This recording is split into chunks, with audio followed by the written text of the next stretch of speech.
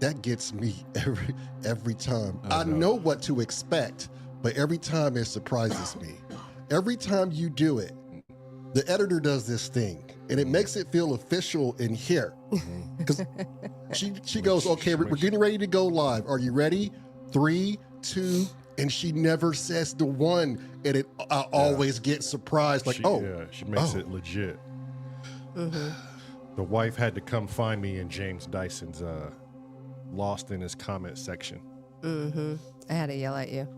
What he's saying is he didn't forget about you, Sam. He's just, he was lost in Dyson's nether regions. And since you said Sam, I guess we should maybe invite him in. Invite him in. Sam Risky Jones. Oh, my. Hello, you shits. And look, it says, see, he's not in the fridge. See? You see, everybody? A lot of you people here, before we start, a lot of you people here recognize this gentleman. But for our viewers that have been with us from day one, you may not. And I guess we're going to have to kind of give you a little backstory. Wait, from our viewers who've been here from day one? Or, our old podcasting viewers. Oh, okay. Yeah. And those that follow along, I'm sure they saw him on our 24. Oh, yeah. Oh, man. Panda was a lifesaver. He was a lifesaver. And, including Gracie and yeah. and Unit E, but man, they just lifted our spirits for that 24. Yep. Jeez. And even for the new people that are coming in to watch this for the first time, Panda is exactly that, I would say. He's a human centaur. What do you call it when you're half panda, half man? You call a him panda centaur? A centaur panda? A man's panda. A man's panda centaur. A panda mansator.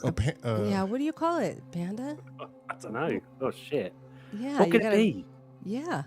You got to figure that. You're the panda. You got to figure it out. Yeah, I know. And I'm not good at these. Oh, I am very good at quick things, but I've had 4 days of seeing family, so they've kind of whittled me down. Yeah, a little bit. The holidays will do that to you. So when Sam's together with his family, they call that an embarrassment. Yeah, for some of his members.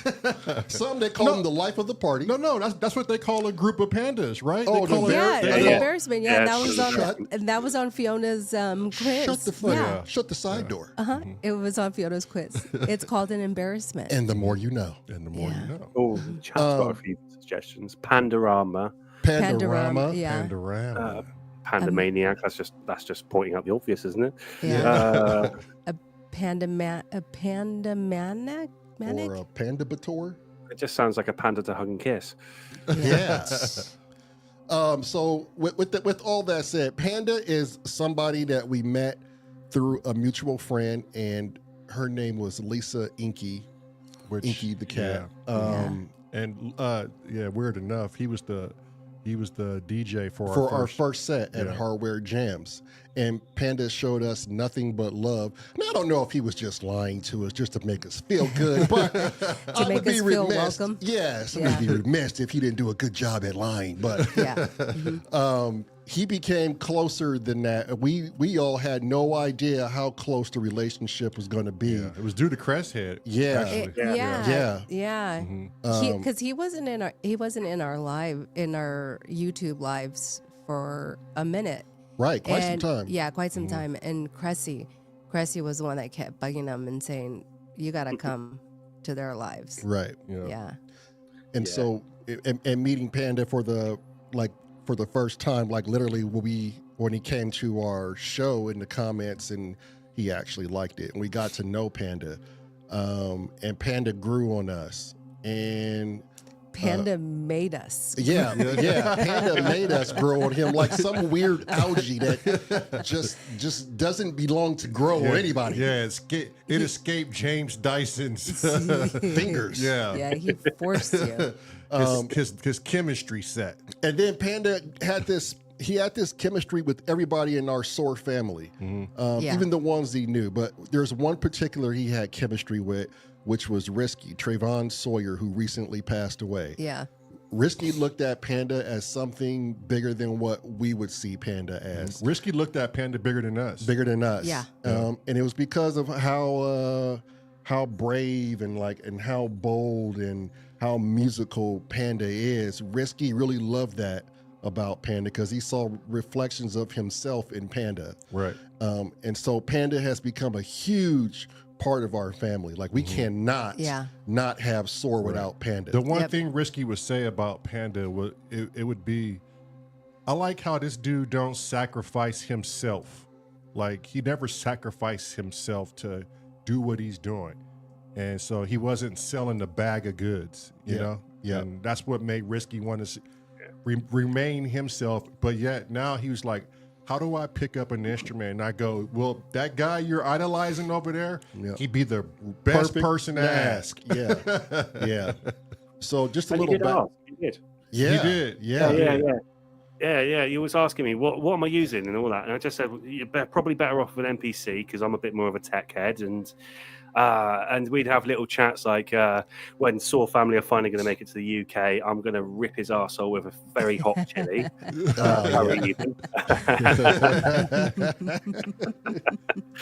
And yeah, he is such a nice guy in the chat. Yeah. He was always there, supportive of everybody. I don't know his whole Cheerio shit and Gabna my God, if you guys could hear him go on about that shit. hilarious. I know Gracie just like this fucking guy. He, on the live on the 24 when he was here and Gracie hopped in and he just said it to Grace. It was hilarious. Gracie's like, for fuck's sake. That was You do so know funny. Cheerio means goodbye, right? Yeah.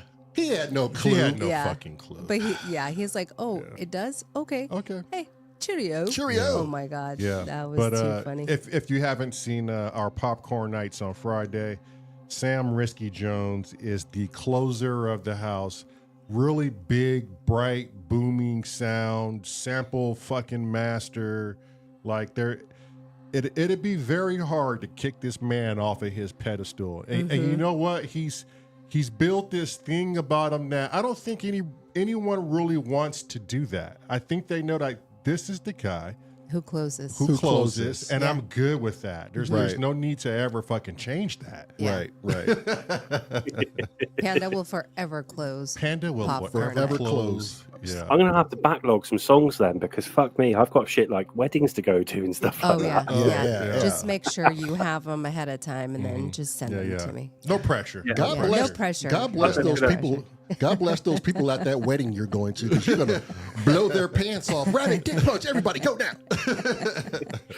I actually went to a wedding in the summer where someone said, "Can you bring your synths with you?" And I went, "Okay, you're brave, but okay." Yeah. Oh jeez. Yeah, they wanted. I've got quite a lot of musical friends, and mostly people were coming with guitars and a microphone and doing all that, singer-songwriter, lovey-dovey stuff. And I went, I don't do that. I do slap your face bass and kick your dick kicks. So Yeah. Get up and move. Yeah. Nothing wrong with yeah, that. absolutely. If it makes my booty move, I'm pretty sure it's going to make someone else's booty move. Yeah. Exactly. That's a classic staple Exactly. right there. So we have Sam Risky Jones, and before we start, I must say these words. You must. Welcome back to the podcast. Oh, welcome back, everybody. And today we have Sam Risky Jones, the animal of animals, the beast of all beasts, the men of all men with no pants, the embarrassment of the embarrassment. Oh, the king of all pandas. The king of all pandas. Yes. Give him a round of applause, ladies and gentlemen. The panda who once got into an awkward moment just to see what an awkward moment felt like. It's the Panda Man. Oh, yeah. Oh, yes. Oh, yeah. Yes. Prepare to have your minds blown as we deep dive in the deep recesses of his subdulla, subconscious oblongata bulugata.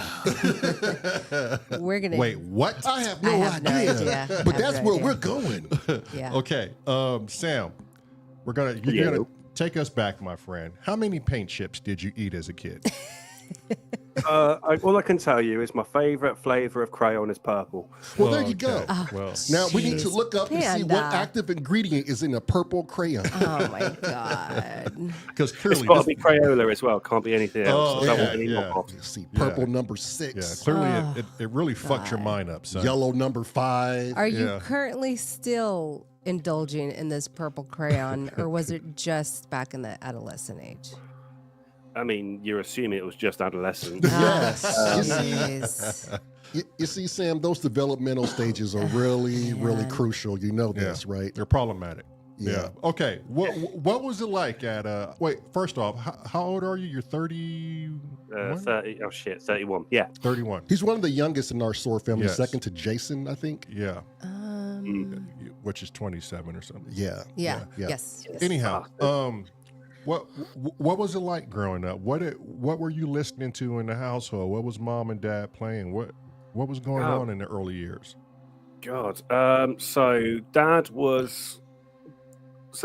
dad's actually my biggest influence on music, I'd say. My mum's always been the biggest supporter of my music, but dad's always been the biggest music influence because he still goes out raving with me. Oh, shit. Nice. Yeah. We went to Drum Sheds in London, last month? And to go see Fatboy Slim, of course. I remember that. Oh, yeah. You took photos of that. Yeah. And I didn't take my dad. My dad took me. So he's That's always awesome. throwing me into these scenarios where I get inspiration. So yeah. So growing up, my dad brought me up on a myriad of things. I think he saw guitar in me first, so he got me my first guitar and things like that. And I kind of very quickly got bored of it. Mum pushed me as far as she could because she bought my guitar lessons and everything. And I just literally went straight up, Mum, I'm bored of this. I could only go so far with it. Mm-hmm.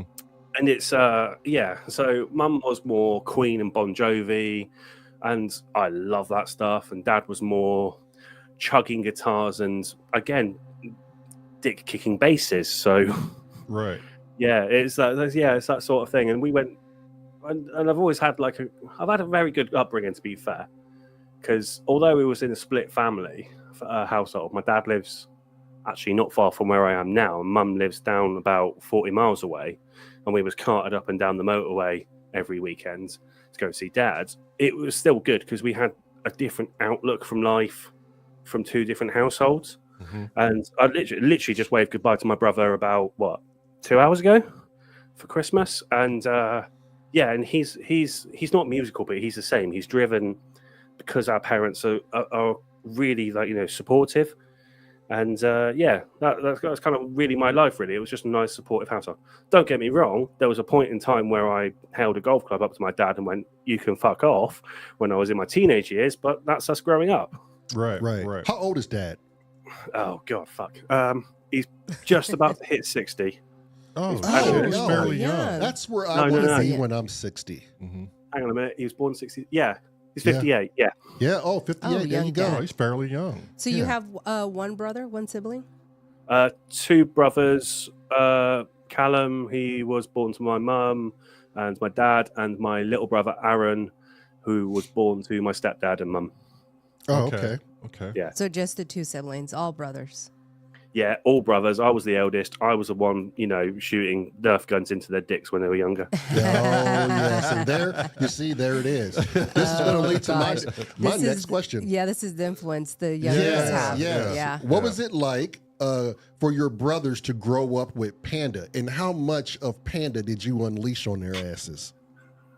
Well, if I told you that I broke my brother's thumb accidentally, so my little brother, allegedly, to be fair, he was a little shit. He was running between bedrooms, kind of going, "Yeah, fuck yes," and I was kind of going, "Right, I'm done with this now." Slammed the door. Didn't realize he'd done a complete 180. He had his hand in the doorway, and I'd completely smashed his thumb. Oh. And to this day, this is the first time I've gone public with this, because to this day, and I don't know if my dad's watching, because I did send my mum the link, but sorry, Paul.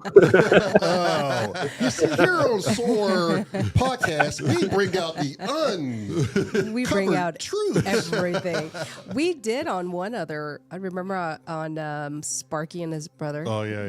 we uncovered some truth between siblings and S.O.R tends to uncover a lot of dirty things. And we don't do it. People just feel free to divulge their personal shit. Hi, Panda's mom, if you're watching. Yeah, hi. We apologize now in advance. Sorry. So what else was the childhood like? Like what were you into? Like toys or TV programs or? I was into ripping shit apart and putting it back together. Mm-hmm. I was never allowed to touch cars, sadly. So I never learned a love for anything automobile or anything like that. But like you'll see me chatting away in the chats of hardware jams and things like that, like model trains. It's just like my little peaceful moment. I've got another room on the other side of the house where I actually go off and just, very quietly, calmly to Enya, just paint little figurines and things like that. What else? I was big on console gaming. Not so much anymore. Just kind of lost my love for that one. Yeah. What else did I play? Basically anything with that you could take apart and rebuild. So Lego, Connects, Meccano, which is like a British version of like basically nuts and bolts and plates of metal. Oh God. Yeah, sorry, Crazy Robert said, do I have a calm side? Yes, I bloody do. Oh yeah. You gotta have one. You gotta. So my childhood was like, just ripping shit apart and putting it back together. Like building computers actually was a big thing for me. I was like trying to do it on the cheap and trying to get the fastest computer out of everyone in the school for fuck all money, because I was in a fuck all money sort of household. So it was basically just nuts and bolts everywhere. My childhood. Yeah. So do you still keep that active now? Do you still paint trains or figurines or? Absolutely. Yeah. I've literally just bought off the back of that that job I did. I bought 3 kits to go do whilst I'm chilling in the dark evenings whilst work is like a bit quieter. That's something like I didn't expect.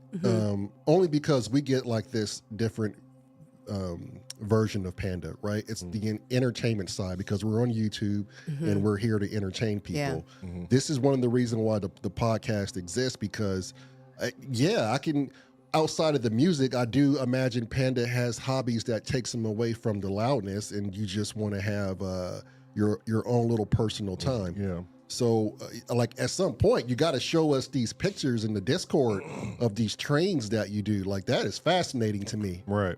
Yeah. Yeah.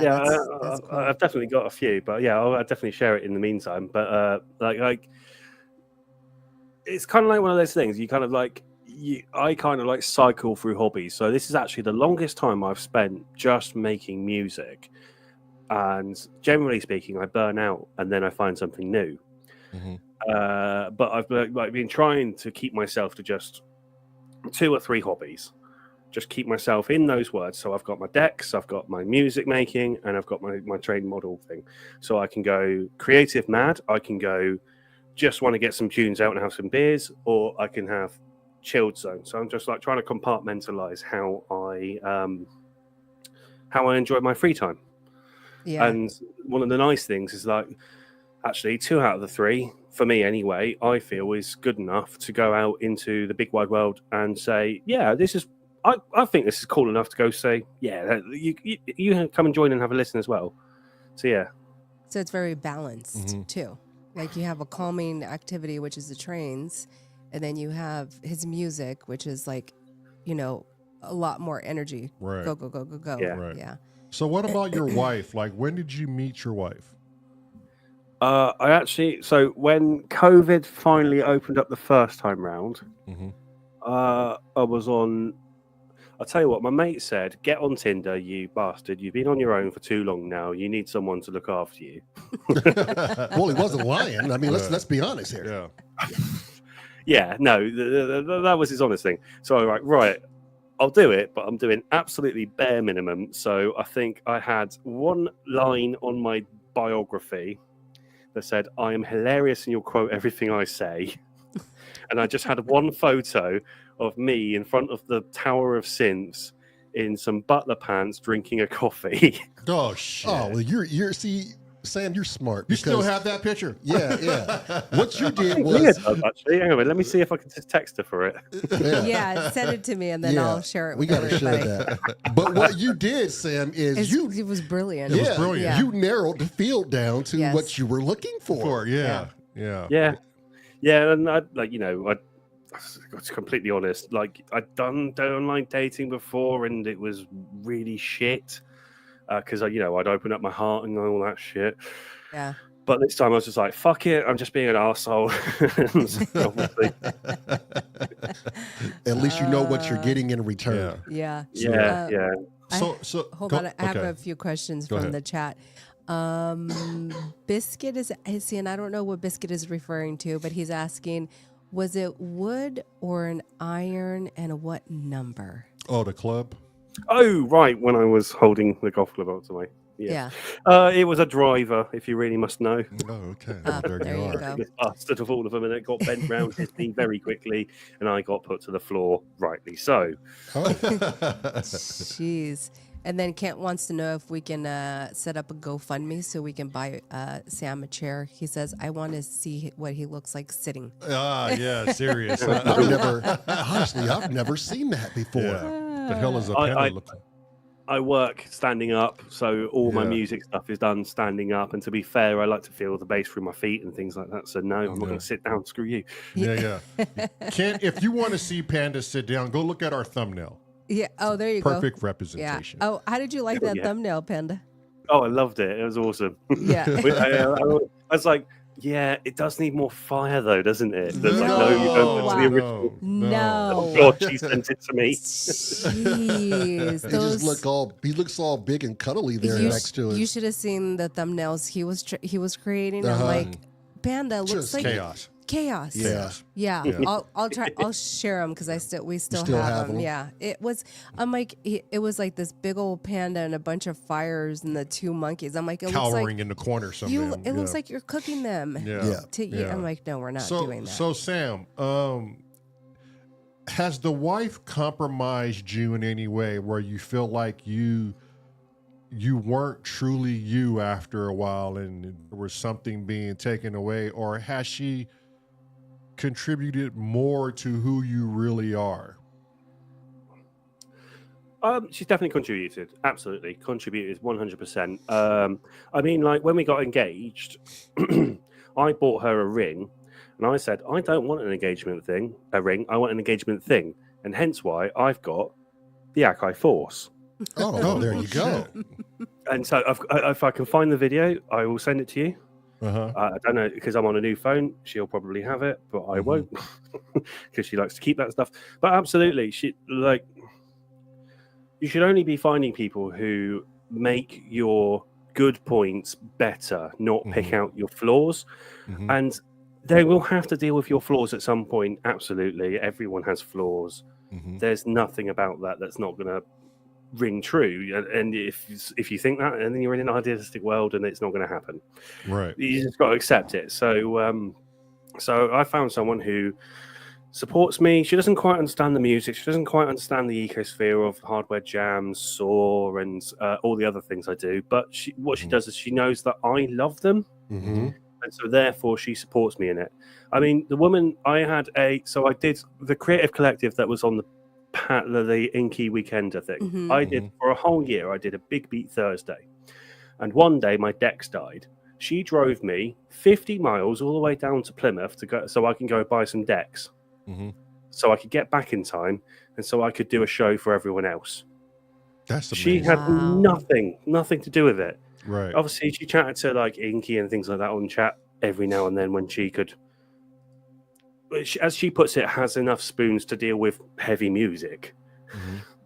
But she didn't. She wasn't part of the ecosystem. Therefore, I completely implore her to. So obviously, I look after her as well because she has a heart problem, and so therefore, I feel like we've got this like little bit of mutual respect. I have my thing, she has her thing. I'll support her thing, she'll support my thing, and as long as we keep on doing that, we'll keep on top of everything. Yeah. I mean, it's your partners. partners in crime. Yep. Right. So back before you met her, because you were kind of saying that you didn't want to do the whole dating thing, but now that you've done it and you put yourself out there and found her, do you remember what you were like before that? Like now you seem like you have someone that's compatible. Do you see now what you were missing and why your friend said get back into the dating world? Well, the friend in question is a questionable person themselves. Well, shit. If you thought I had ADHD, fucking triple it, quadruple it, maybe multiply it by 10, because I actually have to take days off of seeing him. Oh, man. Damn. But he's absolutely lovely chap, and jeez. like it's just very full on, and he's lovely. I'm going out not tomorrow, day after with him, and all that stuff. But yes, no, I can see my my world before her was very chaotic, and it is like as I'm with her, she's slowly putting things in boxes, not so that she can store them, but so I can look in the boxes and kind of go, oh shit, I have that to deal with. Okay, let's deal with that, then file it. Let's deal with that, then file it. Because both of us have been through, in the 5 years. Oh shit, she'll kill me if I can't remember that. Yeah, 4 or 5 years we've been together. We've gone through 4 grandparents passing away. We got COVID and then the puppy, because that was fucking genius. And all of this was in such a small amount of time. And like, I don't know if anyone knew me about, oh God, was it a year ago now? Or 2 years? If anyone knew me about 2 years ago, I was absolutely manic. And that's what I was before her. I kind of reverted into that really manic state. And there's, I'm not proud of it. I hit the bottle and kind of like took it too far.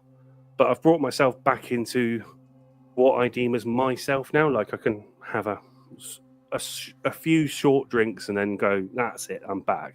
And that's all because I've now found Leah and she's been a big part of life. That's awesome. Yeah. Yeah. So That's beautiful. go ahead. Yeah. We've also got a running joke. So there's a, what you'd know as a lunatic asylum, we call it a mental health hospital called Walford House around the corner. And because she has to go to the hospital every so often, and all my ex-girlfriends are, let's just be honest, batshit crazy. I've said it live now. I've said it live. You're batshit crazy if you want to. They'll probably admit to it. Sam drove another one crazy. Okay, so this Panda, I got the. Hang on. All right, come on, stop it. Stop doing that. Okay, so I got the picture that you sent in the messenger.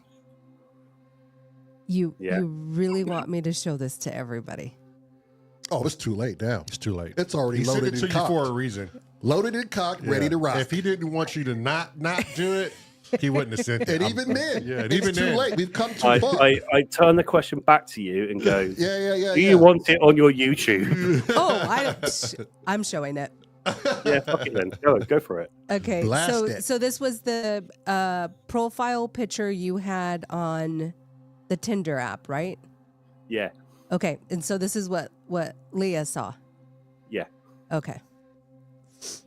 And We're gonna get a bit of delay with this, but that's Yeah.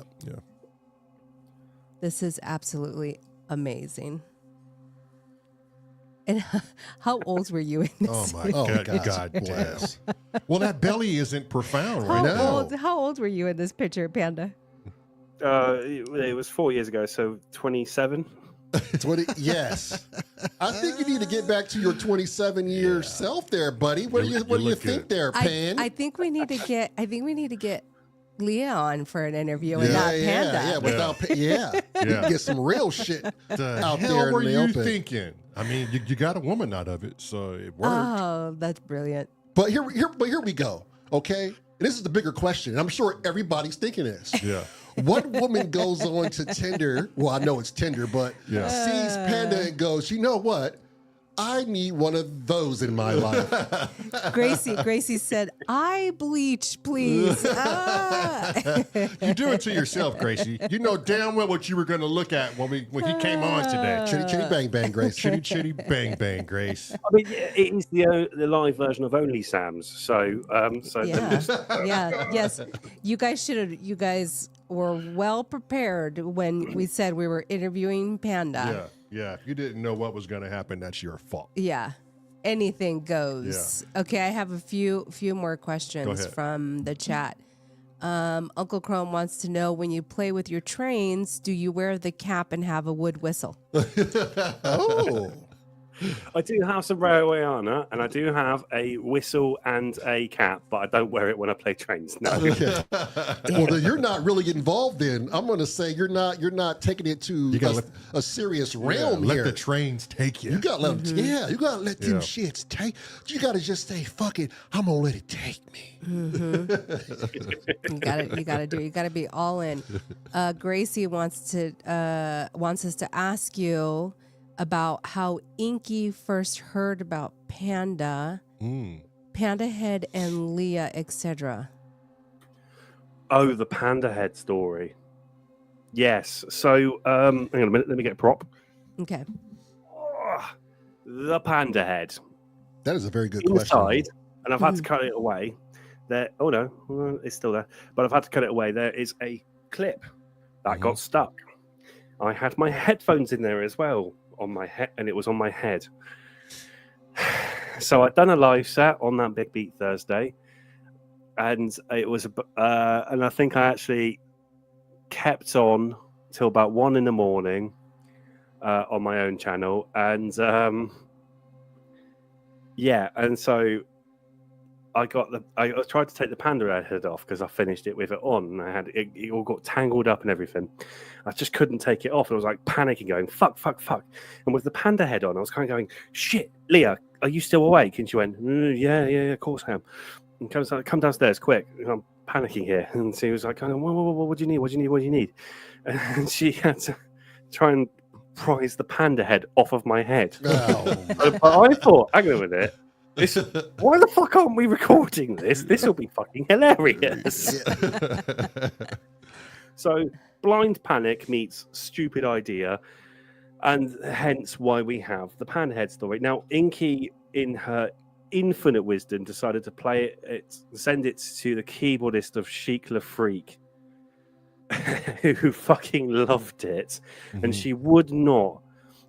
There's a few things that Inky would always bring back up into conversation, and the Panda Head story is always one of them. So that's the Panda Head story. And you actually aired it? You actually aired it? At me. That's what everyone doesn't see on the video afterwards. She was like, "What the fuck are you doing that for?" And that was aired. It was aired? No, it wasn't aired. No, it was just after a live stream. I just hit close and went, fuck. I can't get out of it. Oh, God, Sam. Geez. I wonder what kind of microorganisms are living in that panda helmet. James? You don't want to know. Yeah. On Someone many get a James Halloween Dyson. party. Yeah, we don't want to know. Yeah. So, I mean, but it is safe to say your wife, she changed you for the better, but she didn't take any elements of you away. No. She definitely took things away, but I'd say quite a lot of the negative things. Right. And like you said earlier, with any good relationship, there's always compromise. Like, doesn't matter how good the relationship is, you're going to have to compromise something. Yeah, right. You're never going to find that right person for you. No, but also I'm a stubborn bastard, if you haven't noticed. And there's some things where, so like we had a conversation about this, and she said, "Can you do this?" And I said, "No." And she couldn't fathom why I said no straight after it, because she was asking for a favor. And I said, "Well, it's very simple. You asked me, can you?" And that implicates not only a no and a yes. So I have 50-50 option of picking either one. Right. Now, I'm not a horrible person. It'll be a no, but I'll do it in 5 minutes. But I just, for one day, I just went, and didn't even have to fight, but I'll do it in 5 minutes afterwards. And it threw her for 6. So, yeah, Damn. I can be a bastard. Yeah. I mean, but we all can. but that sounds pretty normal in any relationship. I would say we all can. There's a means of standing ground, and then there's a means of being ran over. You know, at the end of the day, we're all humans, and if sometimes we don't feel like doing a fucking thing, and you ask, "Hey, can you do this?" and your answer is no, it's fucking no. Right. So how was the first interaction? So I don't know how Tinder works, but is it the female is the one who can only? No, that's oh god, That's the other app, right? There's another one, Bumble or something like that. Oh, okay. Tinder, I think you just like you swipe right, and then someone else swipes right, and it gives you a channel to instant message. And I think my first words were "Hey." So imaginative. Of course it was. How did you convince her to meet up for like what was the first date like? Did you convince her to say, "Hey, despite my picture, I'm a pretty normal guy." Despite my picture, but the picture is what got her, right? Right, She wouldn't have swiped yeah, right. she's like, this is not a normal guy. Yeah. Well, the first date's got a story as well. That's what we're here for. Here we go. Yeah. Sam's top wind-ups is top 3 is all about me and Leah, to be fair. And the top number 1 is the first date, because we went out to a lovely date. I'd convinced her after, a couple of phone calls. I'd stayed up with her while she was doing a night shift and things like that. And about a week and a half later, we decided to go out for a small date.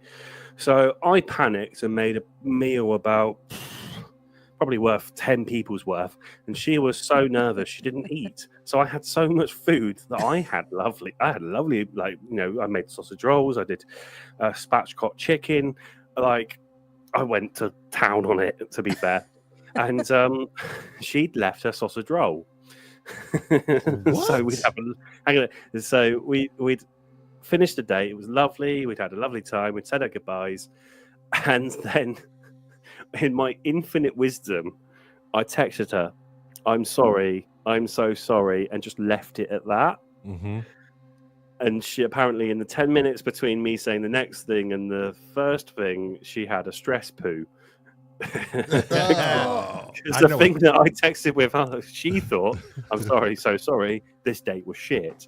What I was actually going to text her was, "I'm sorry, so sorry, I ate your sausage roll." Oh, I would have had the same outcome. I would have been like, I got shit. So Sam is like, you know what? You're not going to eat that. So let me just go ahead and finish this for you. No fucking. Jeez. Just no class, Sam. What the fuck is that? You want dessert? I spatchcocked a fucking chicken for her. And yeah. Jeez. Yeah. I mean, hey, don't let good food go to waste, I suppose. No, shit. Not in my household. Yeah. So you guys have now been together how long? 4 years. 4 years. Lovely. Yeah. That's a beautiful thing. Did you marry right away? Did you just know? No, they're not married yet. Okay. I call her the wife because my brain can't work out fiance or fiance, so it's either girlfriend or wife. That's right. it. Yeah. You got a ring on it, you're pretty much wife. But we are getting married in August next year. Right. August. Lovely. Okay. Beautiful. Yeah. For some reason, I kept correlating that with being married. I don't know. Well, because he would say that. Yeah. Yeah. Mm-hmm. Yeah. Mm-hmm. Sorry, Yeah. it's just because fiance sounds so wanky, so it's either wife or wife creature, as I like to call her. Wife creature. Yeah. Oh, I remember that. I remember we at one point tried to convince you to go wake up said wife creature. Yes. And you refused to do that. So we learned that even Sam has boundaries. Yeah. Yes. He's got lines. Uh-huh. He will check the fridge, but he will not wake the beast. Mm-hmm. Yes. Very interesting. He's very smart. Right. Yeah. Right. I think I lost a lot of myself when Marilyn and I got together. What? Yeah. No. Yeah, it's true. Look at all the sense behind you. How can you say that? No, but I still miss my What? What the Huh? What? Yeah, What? he has no idea what he's talking about. I have no clue what this dude is going on about. Yeah. But That was really good, Panda. Yeah, I like Good that. I do know Uncle Chrome has a good question. Huh. Will there be a Hardware Jams wedding? Oh shit. So this is where it's going to go off the rails. So the day of the wedding, so actually we're getting married in Totnes Town Hall, like just parents and best paid people, and ourselves, obviously. The week later, we're doing the actual ceremony, where it's just family, extended family, etc. The week afterwards, I've just kind of said, I'm just going to fucking invite everyone into my small little theatre. I'm going to get a price for it. I'm going to pay for it. Technically, the room seats 100 people, but I'm just going to keep inviting people and see how many people we can get in. Oh, I mean, why not? Sit on laps. I mean, it's a celebration. That's what it's for. Right. Fucking break the rules, man. Yeah. And this is the theater you work at, right? Yeah, the Barnfield Theatre we're next to. Is there like Yeah, go ahead. Is there like a fire code you have to like adhere to? I think the limit of the building is 530. I really should know that because I'm the deputy head of it. You should know. Yeah, these you really things. should know this. Yeah. Yeah, 530. Yeah, definitely. Yeah. Oh well, it sounds like you. Well, I don't know how many people you know, but you may have ample room. Yeah. And if the universe is willing and gracious to us, we might just show up. We sir. might just show up. You never know. Oh God, she's just gone to the toilet downstairs. She probably heard that. Oh God. Well, I know how much she really likes us. Yeah. Wink, wink. Let's okay. Now tell me something about your health, Sam. When I see you, and you know, you're gonna have to deep diving. Fill into the blanks here. On the deep dive. Because every time I see you, you have what looks to me as an energy drink, and you're vaping, and you got a big belly and a big body, and you're moving it all, and you're up at weird hours of the night, and you're a hard worker. How much time are you dedicating to your actual health?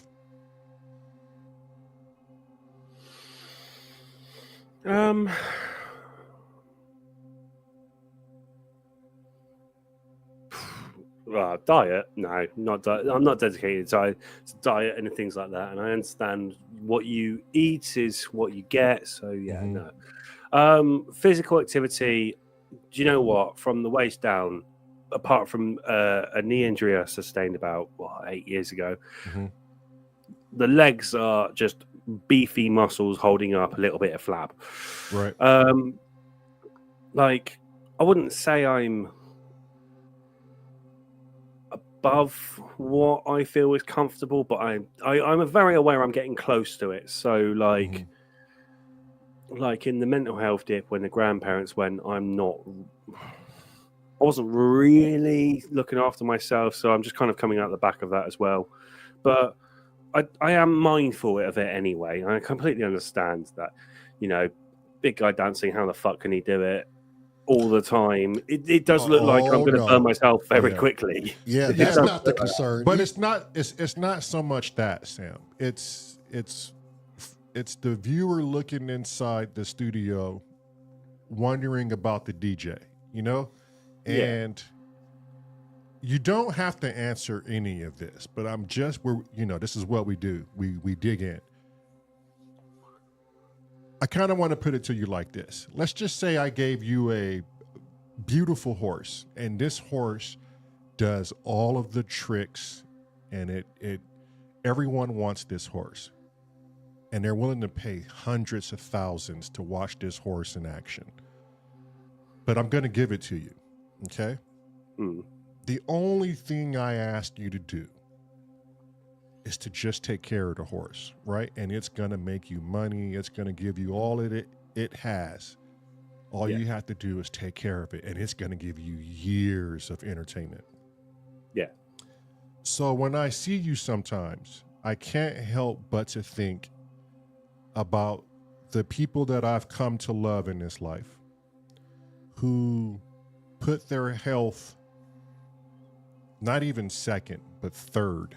Oh, not even third. You know? And like at the bottom of the list. At the bottom of the list. Yeah. And you don't know this, okay? But a lot of people are going to hear the ugly truth today. Simply Risky put his health at the very end of the list. I won't go deep into it, but even my brother and Marilyn and I were lied to. He lied to us about a lot of things about his health. And it was disturbing, but it also gave us a bit of anger as to it could have been prevented. Yeah. So, and like I said, you don't have to answer any of this, but we love you very much. And this is going to be a topic when we love someone and we can see it for ourselves. You don't look like you're crazy out of shape by any stretch of the imagination. You look physically fit. But here's my concern, and it's a concern because I love you. I just think you're not putting yourself ahead of the game. Literally, if I gave you that horse, you know, would you take care of the horse, Sam? Would you take care of it so you can get the years out of it, so you can see it in its all glory and majesty? Could you answer that question? Yeah, absolutely, without a shadow of doubt. I mean, like, all I did was replace horse with dog. Right. Yeah. Yeah. Yep. Mhm. Yep. Right. Yep. Instantly. I don't like. I'm right. She could be a little shit when she wants to be, but Oh yeah. like that is honestly, hands on heart. That was my first personal dog, Ivy, and she's 2 years old, and she's in fine fettle for a 2-year-old Springer, but the work that me and Leah have put into her does accent the fact that if we put as much work as we put into her, we would be, scaling mountains and running through Africa for 100 days, going from bottom to top. Right. Like, it's a thing when you get into like a routine of life. Yes. Yes, it is. Yes, it Tell does. me all about it. Yeah. Yeah, I completely understand. The outward persona of myself is I drink, I smoke, or vape, or whatever, and I cram shit in my face quite a lot. And so, yes, I would argue that I am putting my health second, third, somewhere lower down, further than I should be. But I do things outside of the studio and house. Like, I do go for very long walks with the dog. Like, both me and Leah have actually lost weight just by having the dog. Right. It's very simple. Yeah. She needs an hour. She needs an hour a day, definitely, because else she's a dickhead. And, she seems really smart. Those videos of you training her, she seems. I like to say that she's training Panda. Yeah, but she's a Springer Spaniel, right? Yeah, I think so. Yeah. I got lucky on the breed because they are just insanely easy to train. Yeah. Like, I know that and things like that. But like, my brother's got a Cocker Spaniel, which isn't too far from the mark. And like, seeing them side by side, you'll send him off to go do something, and he'll come back going, "What's the next thing?" That's great, but on the flip side, you tell him to go into the lounge because we want to eat dinner. He'll be coming back because it's how he's been trained. Whereas Ivy, you leave her in the lounge and you can take her back when you're done. And that is like crucial to like how I kind of think. It's like, if I can get my mentality on how I train the dog, which is very strict, and I have had some people say you're too strict on the dog, and I go, no, it's my dog, fuck off. Like, there's some things that like you shouldn't do with Springer Spaniels, and it's kind of like because their back hips are very aware of it. Her back hips can have dysplasia. I've done my research. I've had Springer Spaniels before in the family. We've had 4 before her, and I've seen literally today the 14-year-old one. One that stemmed into my late adolescence. She is now deteriorating, but she's deteriorating from old age, not from poor health. Right. So that's what I want for her. So therefore, if I can put that energy into her as I do myself, then that is kind of where I'm going with this. Yeah. Now, this is intelligent Sam thinking. Casual Sam, when he's just sat down and he goes, I don't fucking want a kebab, I don't have that thing that says, no, you don't need a kebab. Right. Yeah. See, and that's where I'm at, Sam, because you and I are walking like the same road here. But I'm like, I was going the opposite way. I think I lost like I would take long walks too. I lost like almost 30 pounds in, I don't know how many, like 2 months, bub. Yeah, easy. And my brother said, man, you over there wasting away. But that was me going through my own mental health, right? I went the opposite way. Still on that road. Not taking too much good care of myself. But I found something to get me out of it, to bounce back. And like you said, sometimes it helps, but sometimes you just fall right back into it. But I think the more important part of it is just when people care about people in such a degree and fashion, who would the friend be if they hadn't said anything? Or if we had not found out that Risky needed all this help?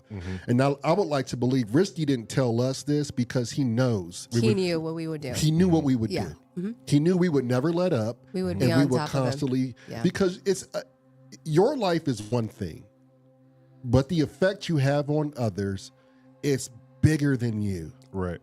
What you don't really think about or have control over some days, other people are hanging on you to have control. So the bigger I guess subject of it all is our friend Sam gonna be healthy? Is he gonna be around longer than me? Am I always gonna see Sam doing his music? Is he gonna make me laugh? Is he gonna be there? You know, because we've grown these attachments, and I think we hold that true and dear to like everybody in the S.O.R yeah. family. Yeah. Yeah. Well, like Uncle Chrome said, at least just get your A1C checked would be his advice, because diabetes is not fun, and it's true. Oh God, yeah. Yeah. I've cut down on. I'm very scared of it because my stepdad went through type 2 diabetes, Yeah. and Right. he can't get off the bloody sugary stuff, and so I feel like really clawed back from almost. I'm not a Yeah. sugar head anyway. Yeah. Right. I don't eat sugar. I eat savory. My palate is more savory, so I'm very aware of that. But I understand that fats turn into sugar. Your body then has too much sugar in it, and so therefore your thyroid's overproducing because of the fat you've eaten. And I'm very aware of that. I mean, like when I say Sam wants a kebab, it isn't every day. I'll be completely honest. I actually do enjoy a salad. Funny enough. Right. Yeah. Yeah. Yeah, and when I share food, it's more the tastier things. You're not going to, but in my head, salad bad, kebab good. Just in an outward sort of thing. Yeah. Yeah. I mean, but it's all balance at the yeah, same it's all time. very it's not like you balanced. can't have those things. Yeah. And No. it's also a misconception that if you see somebody and they don't look what society would consider fit, they're more on the overweight side or whatever, that they're instantly like, oh, they're super unhealthy. You can be super thin And still be unhealthy. and be Yep. extremely Yeah, unhealthy. extremely. So I guess the point is, everybody, regardless of how you look, should just be going to the doctors. Yeah. If you can. Or just check in on your friend. Yeah, No just- one's saying just straight out attack them and be like, you need to do this and do Yeah, that. no. What we're saying is just be mindful, because if they're going through something, and if you don't happen to say those right words to reach out, Yeah. you're never going to know. And then that person, like we've experienced people that killed themselves, and we've always reflected back to should I have said would something? have, yeah. Right. Could have, should have, Yeah. would have shit pops up. And it's always Yeah. the courage of saying, it takes a lot of courage to tell your loved one you're concerned. Right. But some people will get it twisted and like, oh no, now you're attacking someone. No, if I didn't love this person, Yeah. the attack would sound like this. Look at this crazy fat fucking drunk. Right. And then it ends there. Right. But Right. if you Yep. approach the conversation With love. with and love compassion. and that you really care about a person, then Yep. it's it is what it is. It's going to be something the person's going to want to confront with themselves first, or they're at a point where they're like, okay, let's do this. Yeah. Right. You're bringing it up. I can see it's emotionally affecting you. Let's talk about it. Yeah. Crazy Rabbit said it perfect. He said, I know it comes from a place of love. Yes. Absolutely. Yeah. Let me ask you this, Sam. What was the first death in that you've experienced in life, and how did it impact you? I mean, like, everyone experiences death as they grow up. The first personal death, it wasn't really. Like, I've had extended family members pass away, and you go, "Oh yeah, that's really sorry for you," and things like that. The first death I had in my family was 2 years ago, when my nan passed away on the 5th of December, and then 2 weeks later, as I was booting up to go to her funeral, my mum phones me in absolute tears, and I just fell to the literally sat on the bed and had to just kind of like stop and kind of go, "What the fuck?" Because she just told me that my grandfather on her side has just passed away. Wow. And that was only 2 years ago, and I think I've mentioned it before. I don't have a adult knowledge of how to deal with death because it hasn't happened in my life. And so, yeah, it wasn't a dark place, but it wasn't a fun place, put it that way, after that. Right. I mean, to go 29 years for your life and then you experience death properly, then you're just kind of like, yeah.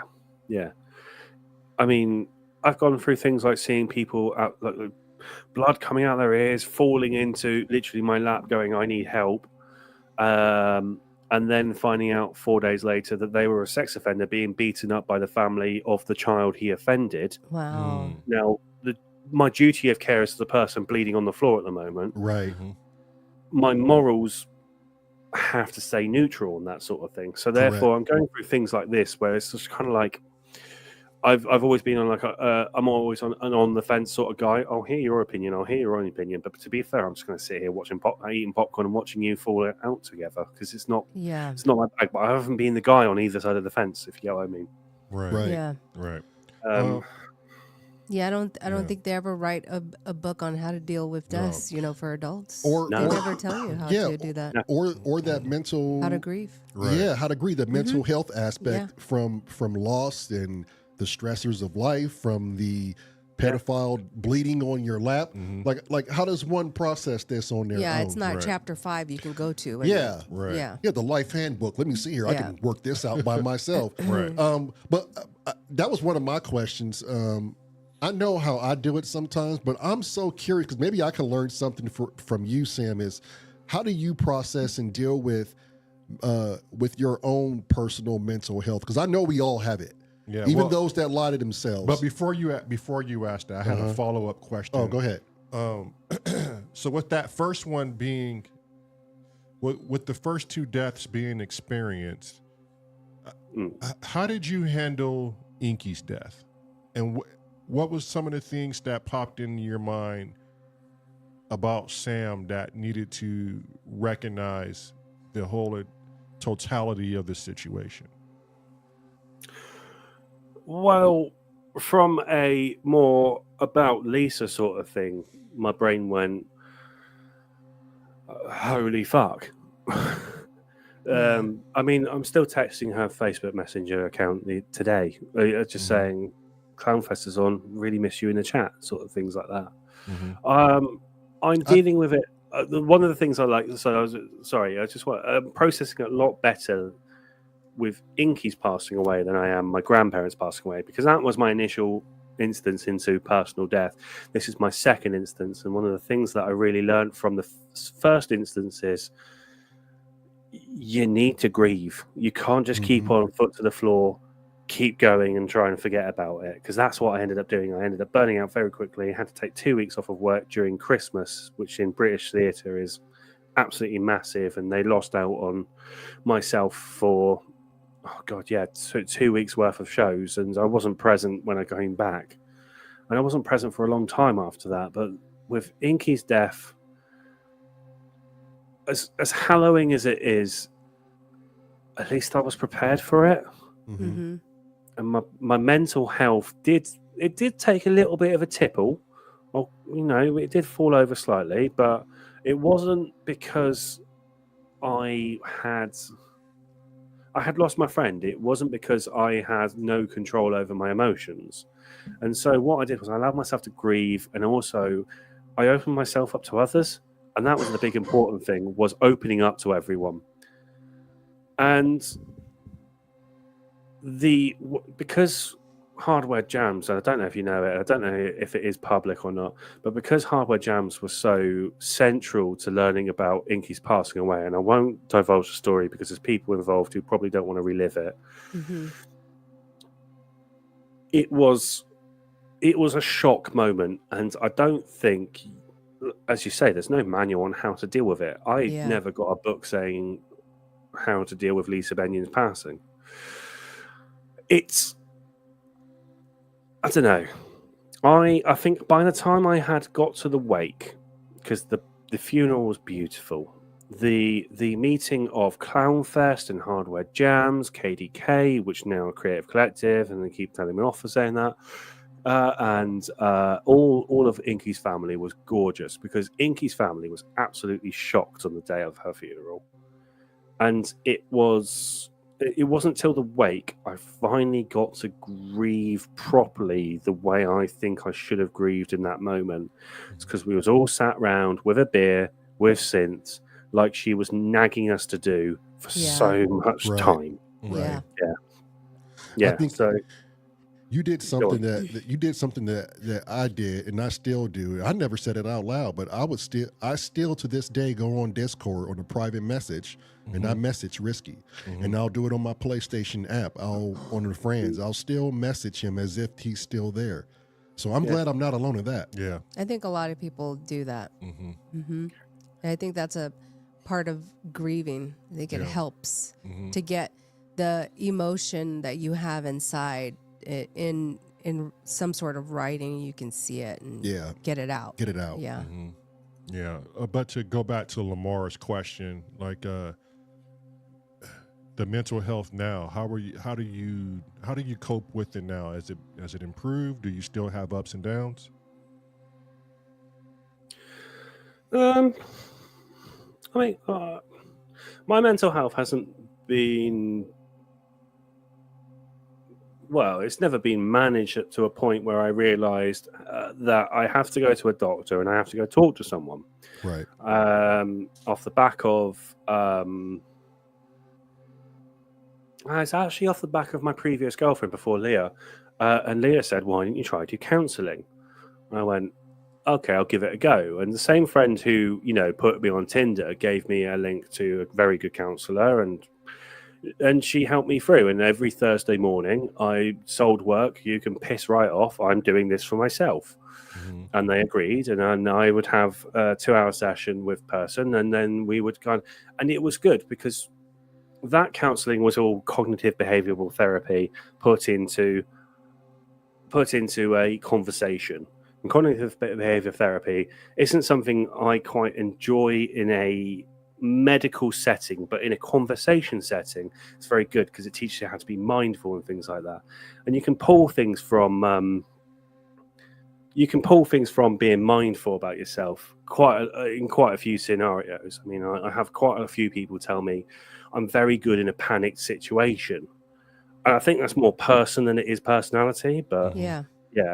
But like my mental health these days, I would say I'm pretty rock solid, to be fair. Although I come across as the crazy panda, like it's a mask, it's a costume. Yep. It's a thing. I'm an actor at the end of the day. I'm coming on stage and I'm doing my thing. But as you've heard, I've got a chill out space. I'm wearing my favorite slippers. Oh, I want to see the slippers. Let me see. Hell yeah! Let me see the You slippers. can't mention slippers and not show. Come on, let me see them. What the hell are you? And they better have pandas on them. Are you wearing them now? Actually. Of course he's wearing them now. Oh, always grumpy. Yeah. Oh my God, those are so cool. There we go. I thought for sure they were going to have pandas That's on what them. I thought. Me too. Big noses. Yeah, well, I've got so much panda stuff. My slippers aren't them, but these are my comfy ones. So yeah. I love how they say always grumpy. Yeah, right? I'm always grumpy. You can't. Well, I don't know if pandas are naturally grumpy. Yeah, when you look at them from the outside, they're grumpy just, means happy. I think, yeah, that's right. I mean, Grumpy sorry, Dumas. Yeah, I think Dumas is even nicer. I think they are grumpy because when they get together, they're called an embarrassment. An embarrassment? Why wouldn't they be grumpy? Yeah, I mean, when we get together, guys, we're just an embarrassment to ourselves. Yeah. Yeah, that's why they're always grumpy. Okay. But wait, back to that mental health one. So for the kid that follows Panda, for the person that's out there that looks up to Panda, just real quick, like, what would you tell that kid or that person if they're having those struggles and they want to know what their hero does to get out of it? What would you say to them? There's power in music every time, but not strictly music because not everyone's musical. There is power in working through a problem, and there's power in being truthful. So I'm spitballing here, but let's go with the last one. So the first thing I would say is that if you have an emotion which you are not happy with, you need a candid conversation with someone. Now, my candid conversation is always with my mum. I had one at 2 a.m, and I won't go through it all because that's personal life, and I do want to keep that under lock and key. Oh, but yeah. Yep. She does wonderful things by listening, and this is why I bring it back to my parents. They're very supportive. Now, it's for those who don't have someone who's supportive. I have said every time someone feels low, I am an ear to listen to. Yeah. I'm an ear to listen to your problems.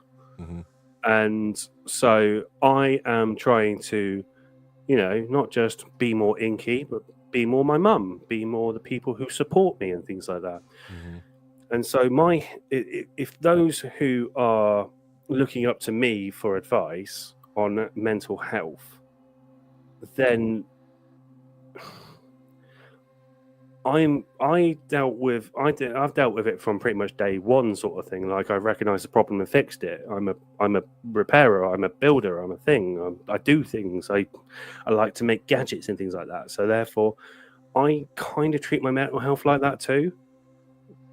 And so I don't compartmentalize it, but I break it down into what made me sad. Why did it make me sad? How can I fix it? If I can't fix it, who do I talk to? And that is the last part of it is, if I can't fix it, who do I talk to? And for me, that's my mum. But I do invite everyone in the chat now. If you need an ear, I'm here. Yeah. I've been through some weird shit. That's probably good. not the same weird shit, but I've been through some weird shit. Right. I can sympathize at least the feeling. I can't sympathize the thing. Yeah. I think I might take you up on that there, Panda. And that's a serious no, just talk to somebody else. Absolutely. Yeah. Like, I'm not perfect on my advice, but the one thing is I can shut the fuck up, apparently.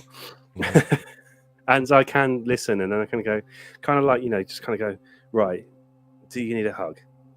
That's another big one as well. I always do love a hug, and I think a hug can tell 100 words. Right. A hug will break a man down. Oh yeah. A hug will will fuck you all up. Yeah. Fucking it'll break me down instantly. I always say that sometimes people just need an ear, somebody to listen to them. That's it. That's it. They don't want you to have a rebuttal or an answer to their questions.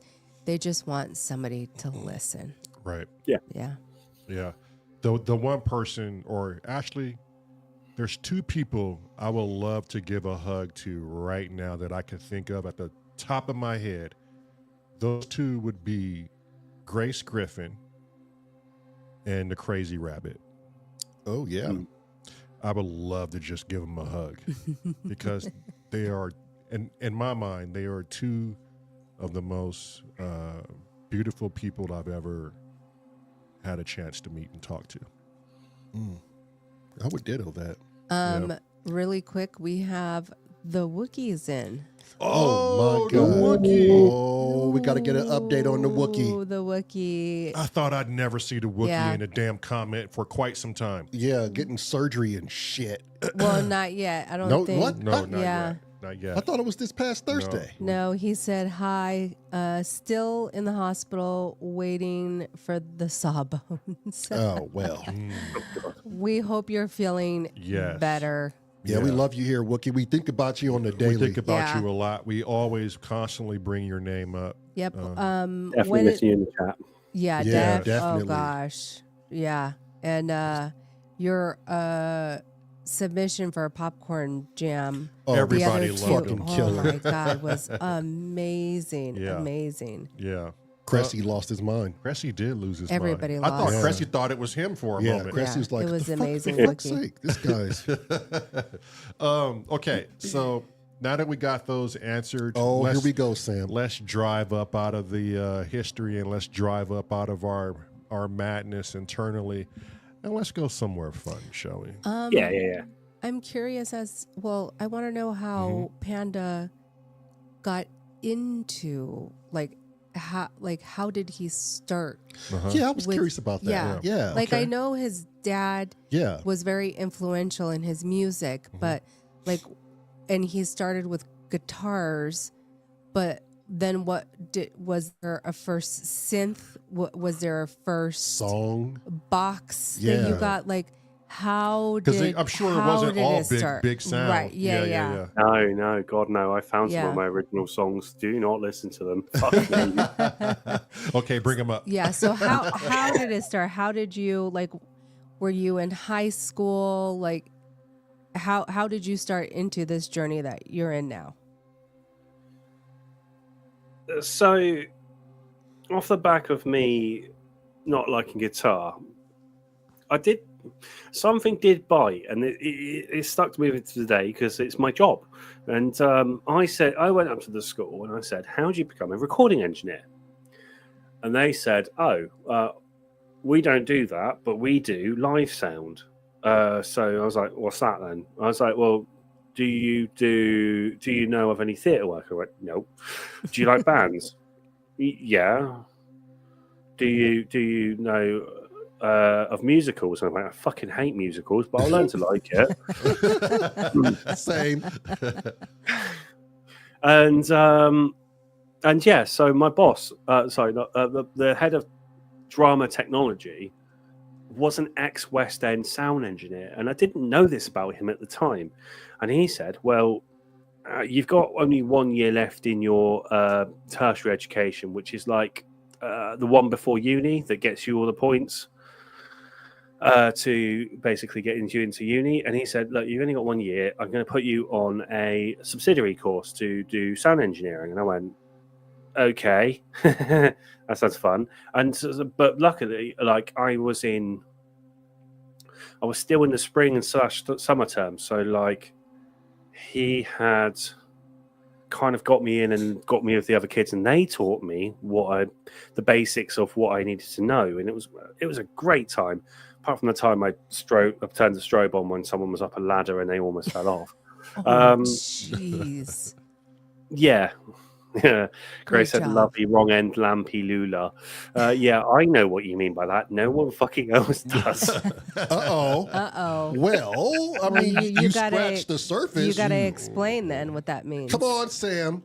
So a lovey is someone who is in theatre. Wrong end lampy, I'm pretty sure Lula pretty much just means that she's taking the piss out of me knowing lighting. Because it's a famed thing when lighting engineers are like, so big-headed, and we turn around as sound engineers and go, "Yeah, but no one goes home humming the lights, do they?" Oh. Brutal. But a I've hard got world. lighting behind me now. I know how to plug them in, and I know. And like I actually just did my first credit for the theatre I work for as a lighting designer. So I'm going to have to suck it up at some point and accept that I know lighting and should probably market myself as it. Yeah, why not? I mean, shit, if you know lighting, dude, that's a bit like a niche right there. Right. Yeah. But so sorry, back to the story. So like I got into sound engineering. I did it for a year and a half. And then I went on to doing a theatre apprenticeship in a venue for 6 months before I unfortunately was made redundant. And that was great at 18 years old, being made redundant in your first proper job. But the school that I originally did that course with said, "We'll take you on for the remainder of 6 months so you can finish off your course." And in that 6 months, I found a Roland Juno 60. And I fucking loved that Roland Juno 60. And also in that time, they said, "We're building a recording studio. Do you want to help?" Oh. And I said, "Fuck yes." So I had built just a little, 12-channel mixing console setup that went into Cubase, and it had 20 patch panels around a small little live room, which was the shittest live room ever, because you had the live room on the bottom floor, and above it you had drum workshop. And there was no sound disconnect between the two. So we had to wait for the drum workshop to finish their workshops to do any recording. Yeah, brilliant. Whoever thought of that was genius. Yeah, I know, right? It's the only fucking room I was allowed to have, though. So, yeah. Right. But yeah, so that's kind of like where the bug kind of bitten. That's what I think. Yeah, that's where the bug bitten, I think. So I'd learned a bit of musical theory of guitar. I'd got an idea of how to use sound desks with all the bands and musicals I was doing. And then I found a thing with knobs and faders and keyboard, which sounded really fucking cool to me. And then around the same time, I heard Deadmau5 do a set in somewhere in the UK. And he'd played a remix of Muse's Nights of Sidonia. It's somewhere on YouTube. I'll be able to find it at some point. But he played a remix of Nights of Sidonia, and then he started chopping it up. And then he just started doing weird shit with it. And then I started going, that sounds fucking cool. And then the final piece of the puzzle is I found an Akai S2000, which is a rack mount sampler, just in the backs of the school, just like literally hidden away, because that's how we used to do sound effects playback in theatre. Who knew? But that really, really, useful thing that we use in studios to doing crunchy sample effects was just sitting there in front of me, and I went, how much? And I was doing a little side job of the school, and I was also, back then we had EMA, which some people were with and they're against, but basically got £30 a week for going to school. And I was like, fuck yeah, I'll take that. Thank you very much. Yeah. It's my right. Fuck off. So I saved that bastard up and I bought that S2000. Oh my God. Quick question. How old were you when the bug bit you? Oh God, hang on a minute. If I just have a look at the YouTube, I'll be able to tell you. Wait, it is live. Your old YouTube? Yep. And then was Deadmau5 the reason why you got the Panda helmet? I bet it was. Gracie is asking cream or jam first. Fuck off with that conversation, you prick.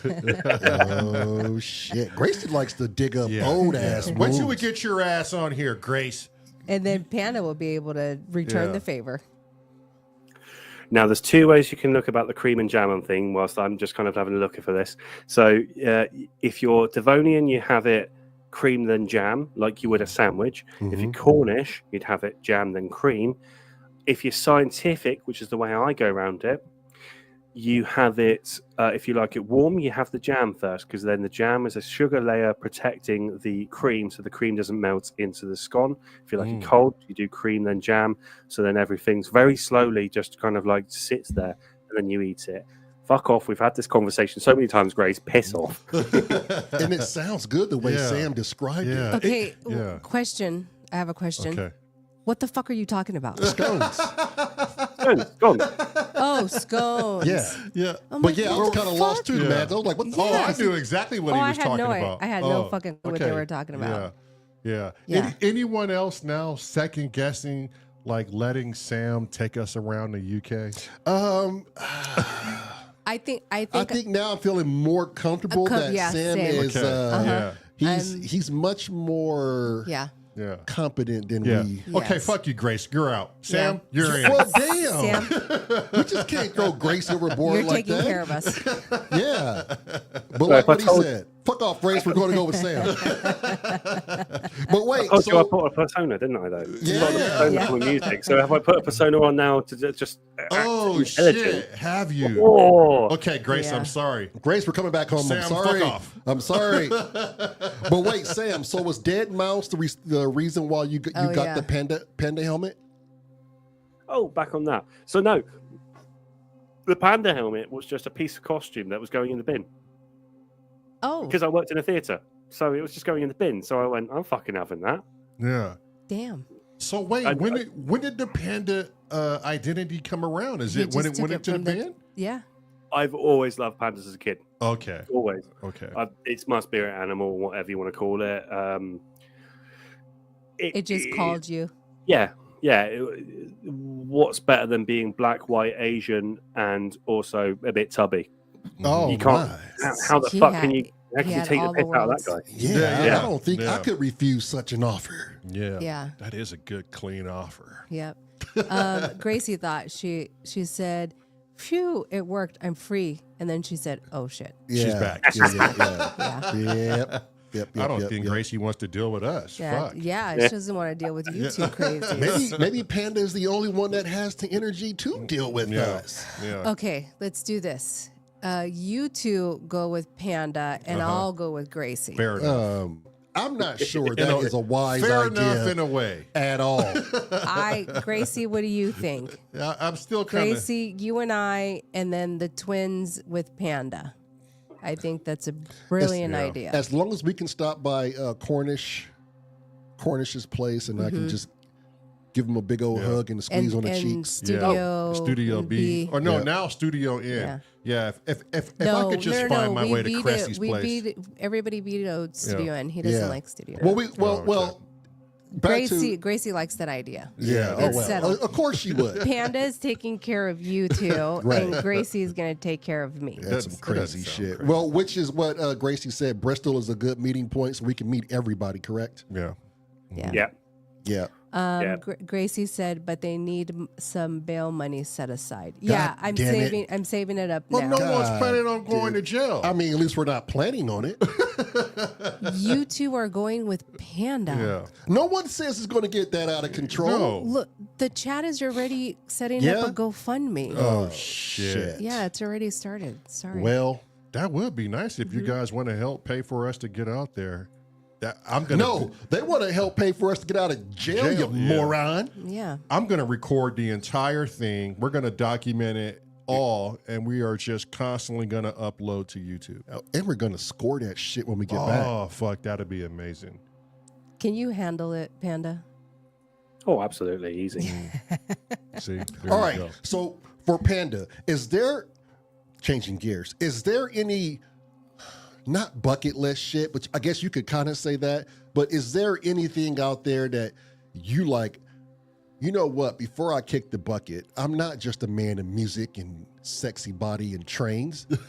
I got other aspirations I need to do in this godforsaken planet. What's pending that you have to do before you kick the old proverbial bucket? I don't actually keep a bucket list because my life is already fucking crazy as it is. I don't think I kind of like need one. I mean, like, I've already got like stories like I've met Sarah McKellen just on the off chance I was in work that day. Right. Like, I don't need bucket lists. I kind of like living that day in, day out sort of thing because it kind of just happens. I mean, I've got a video somewhere on my phone of Randy Feltface calling me a cunt. It was a thing for me at the time, but I think my bucket list kind of comes in the moment. And quite a few people, you know, they'll live in the past, they'll live in the future, and very few people live in the present. And I think I've nailed that. I don't know. Right. I won't know till I'm on my last breath, but I think I can already say at 32, I can look back at my life and say I'm proud of it. So I've got, you know, 30, 40, 50, 60 years, nobody knows. And can say I'm happy with that. Right. Not a lot of people can say I was that. going to say, this is a very, I never heard that before. Like, which I know it's out there, but to hear it come from someone so young, it's like, that's kind of refreshing because that means to me, you're living the most of your life that you can possibly do. And kind of shame on me for not doing that at that age, Right. you know? Yeah. But I guess my bucket list thing is I always wanted to see Switzerland. Yeah, I mean, that'd be, I always wanted to see the Netherlands. You know, Netherlands and Switzerland's lovely. You got to go. yeah. Is that where the Lord of the Rings was filmed? No, that was New No, Zealand. that's New Zealand. Oh, then never mind. New Zealand. Oh God. Yeah. Okay. Let's go a different direction. What type of movies are you into? Sci-fi, horror, comedies, Oh God, dramas? no, not horror and stuff like that. Horror either bores me or I can't sleep afterwards. Mhm. And I'm a panda. Sleep is like really important to me. Wait, so horror scares the shit out of you? You can't do horror? No, there's only a select few. The only one I can think of top of my memory was Dark Skies, but that was more incidental. Fuck. Many moons ago, like probably early 20 in my early 20s. Mhm. I was dating someone and they said, "Oh, you gotta watch Dark Skies. It's so good. Alien films. You love alien films." I was like, "I love Independence Day. There's a difference." Right, right. But we still sat there and watched it, and we had just adopted a little black cat called Nala. Mhm. And these fucking massive black aliens pop up, and I go, "Oh shit, that was scary!" And then I look to my right, and this little black cat's like, "Fucking hell!" Yeah. I think for a fucking week after that. Yeah. So we have Leah in the chat. Okay. Oh. Good God, Daryl. Wait, I was the How same. did you do this? I was the same with. You know, I Wait, like that hold laugh on, you have hold when on, you- hold on. She said, "Hey guys, here to fact check." Oh shit! I was the same with Sam. Fire in the Sky, and I'm glad it was both alien movies. Fire in the Sky, Travis Walton's story scared the shit out of me. Right. So, so I agree. Yeah, Dark Skies was pretty damn crazy. That's intense. Yeah. Leah, what's the first movie you guys and you can answer it, Sam, but what's the first movie you guys sat down and watched and you realized Sam was crying like a baby? Ooh. If it's even happened. Or I has don't he know. ever? I don't think I've cried at a film. Oh, really? No, I must have. Yeah, I'm thinking you did. Look at those wondering eyes. Yeah, I'm thinking you know exactly what film it was too. You know what? I can remember the emotion. I can't remember the film. See if Leah can tell us. Leah says she cries all the time. Oh, Yeah, Oh, she well, does. shit. She does overshadow me on that one on the she cry may count. she may cry so much she thought Sam was crying. The crazy rabbit wants to ask Leah, what was it about Panda's picture that said Yes. swipe right? Yes, good question. Wabbit, he knows how to really sink it in. Yeah, he does. I think I can answer that with her previous comment. She cries all the time. Was it that amazing panda package? Oh, she said the confidence and the pant bulge. Yeah, see. There you go. Oh my The God. confidence in the bulge. That's right, Panda. You'd be proud of that, I son. love that Leah's in the Yeah. chat. Yeah. Well, to be fair, I've been 100% truthful since minute one, so she doesn't need to fact track. Well, Leah, I got a question now. Was Panda everything you? Oh, obviously he was, but Run your ass upstairs. yeah, run upstairs. Was he everything that you thought he was from seeing the photo? She just said, sadly, everything he has said is true. Oh shit! There you go.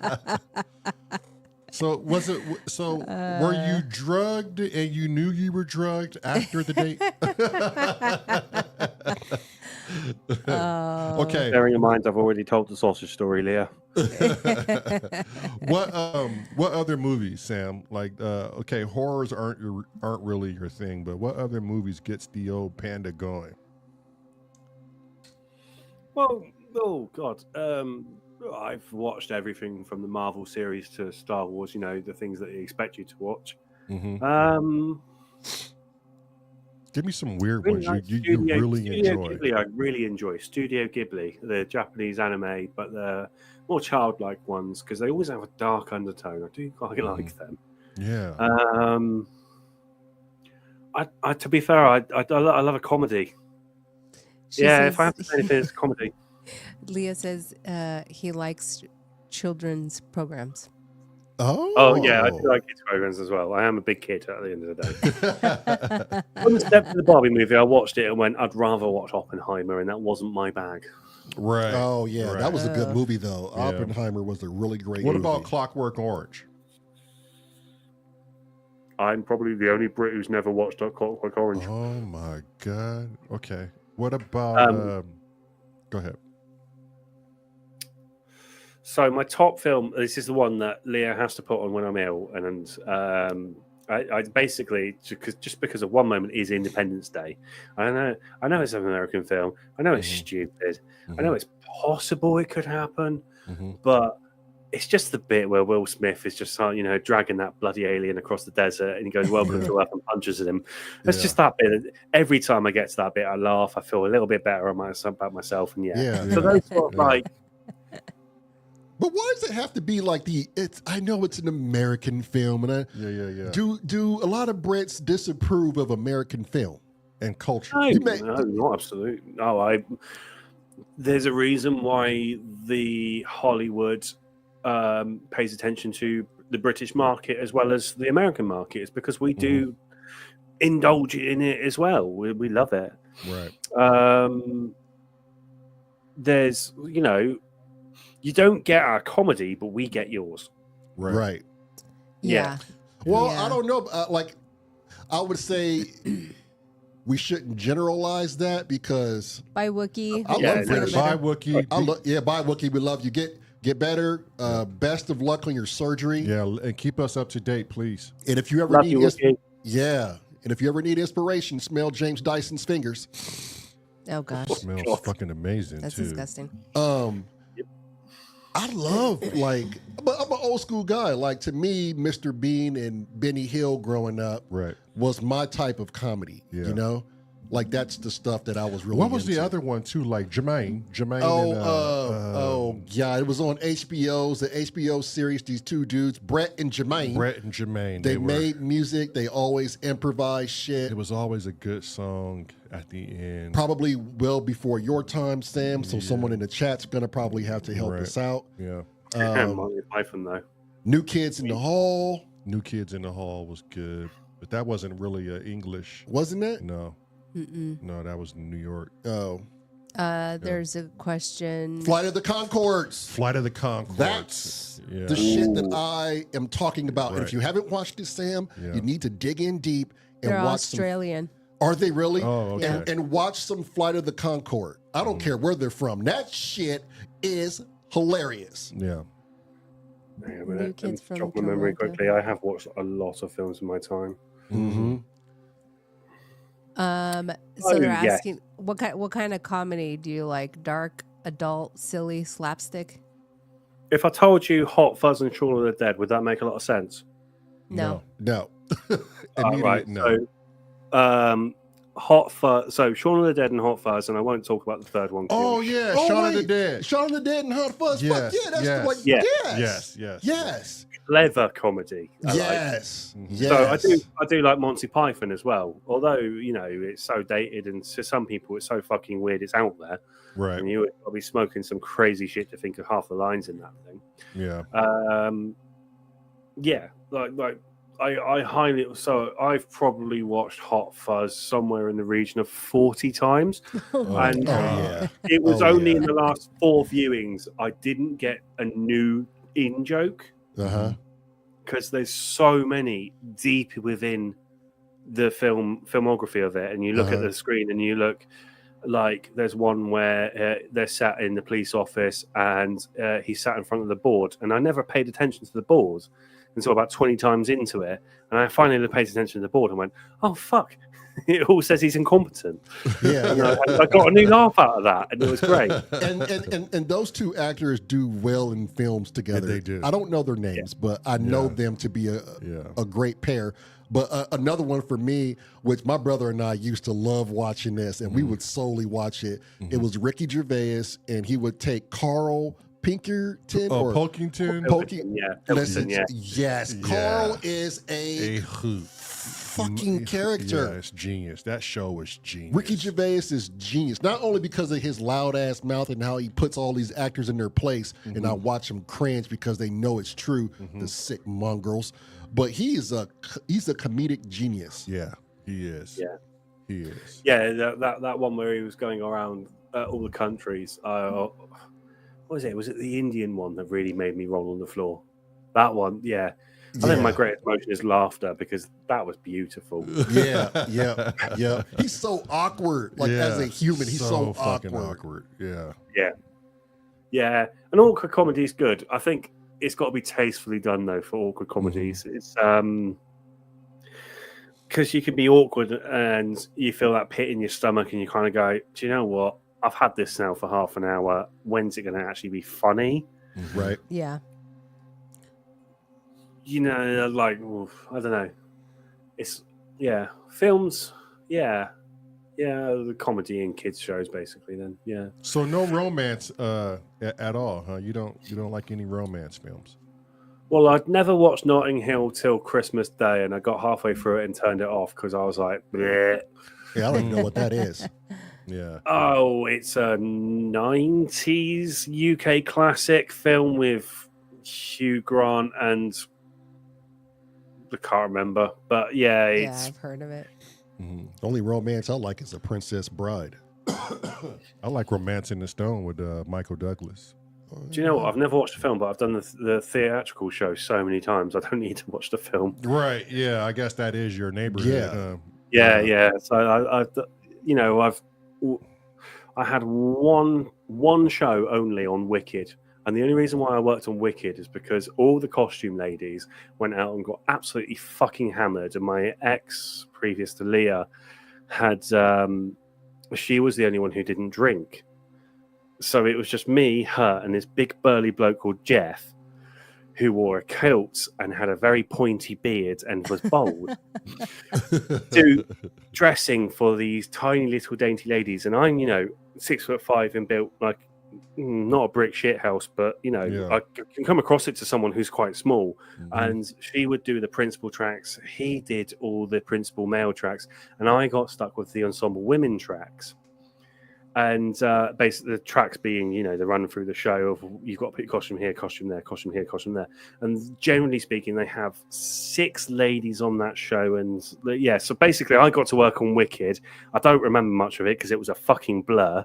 Yeah. I've got 1 day of credit on that one. Damn. Jeez. Yeah. So Panda's 6'5". You're 6'5". Tall. Oh, Yeah, wait a minute. What? Yeah. Panda's taller than me. Yeah. He's my height. Yeah. Well, I'm almost 6'6". You're almost, He's like a smidgen under you. So you put us in the same area together. That's going to be intimidating to a lot of people. Yeah. Yeah, it is.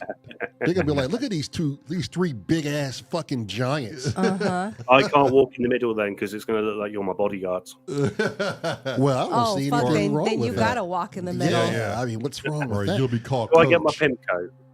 I mean, there you go. It'll really be special if we all held hands and walked down the Oh sidewalk. my God. Lamar made us do that when we went grocery shopping. Oh, we yeah. looked like fucking idiots. Yeah. And for that brief moment, it was beautiful. We had people, Lamar made us hold hands. I was in the middle. I'm 5'2". Right. It's Okay. obvious. Yeah.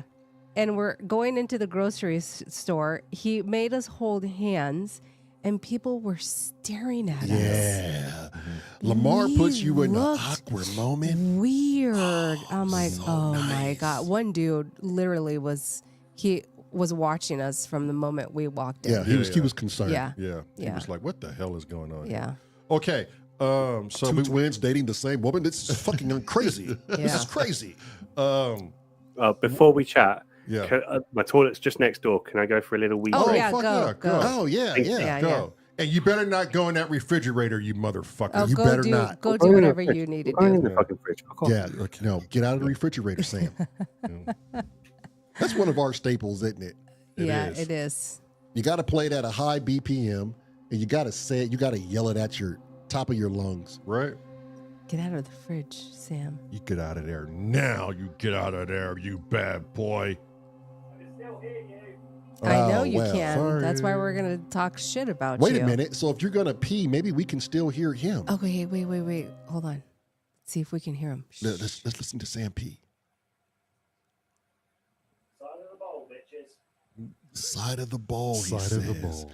I can make out Damn the it. sprinkles on the floor. Hold on. At Uncle Jerry's house. I wonder if we can hear him flush the toilet. You better wash your hands, you nasty fucker. That's how people get sick. You make us sick. Leah, you better make sure he washes his hands. If you listen carefully, Cochino. you can hear the panda make water in his natural habitat.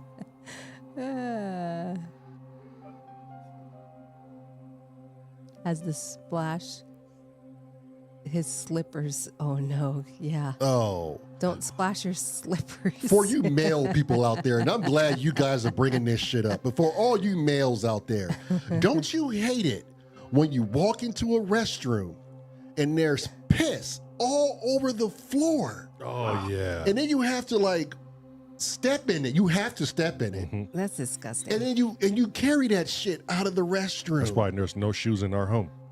Oh, that's. It's like who misses the goddamn toilet? Some are so drunk or just don't give a fuck.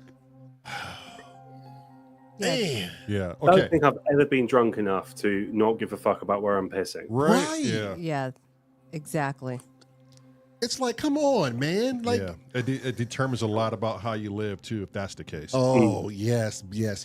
I hate it when you're at home and you pee standing up and you can feel the splatter on your legs sometime, and you're like, God damn it.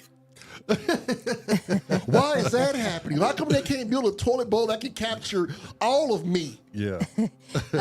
Dow Sophie Music says, I'm 57. I sit when I'm not at the urinal. That's just nasty standing Yeah. at a toilet. At home when I urinate at home, I sit down most of the time, and I hear it's great for your prostate. Yeah. Only because I hate the goddamn splatter. Yeah. There's nothing wrong with it. Biscuit Thank you, bro, Munt. There's nothing wrong with it at all, Lamar. Thank Biscuit you. wants to know a question for Panda. Okay. What is it like being on the telly?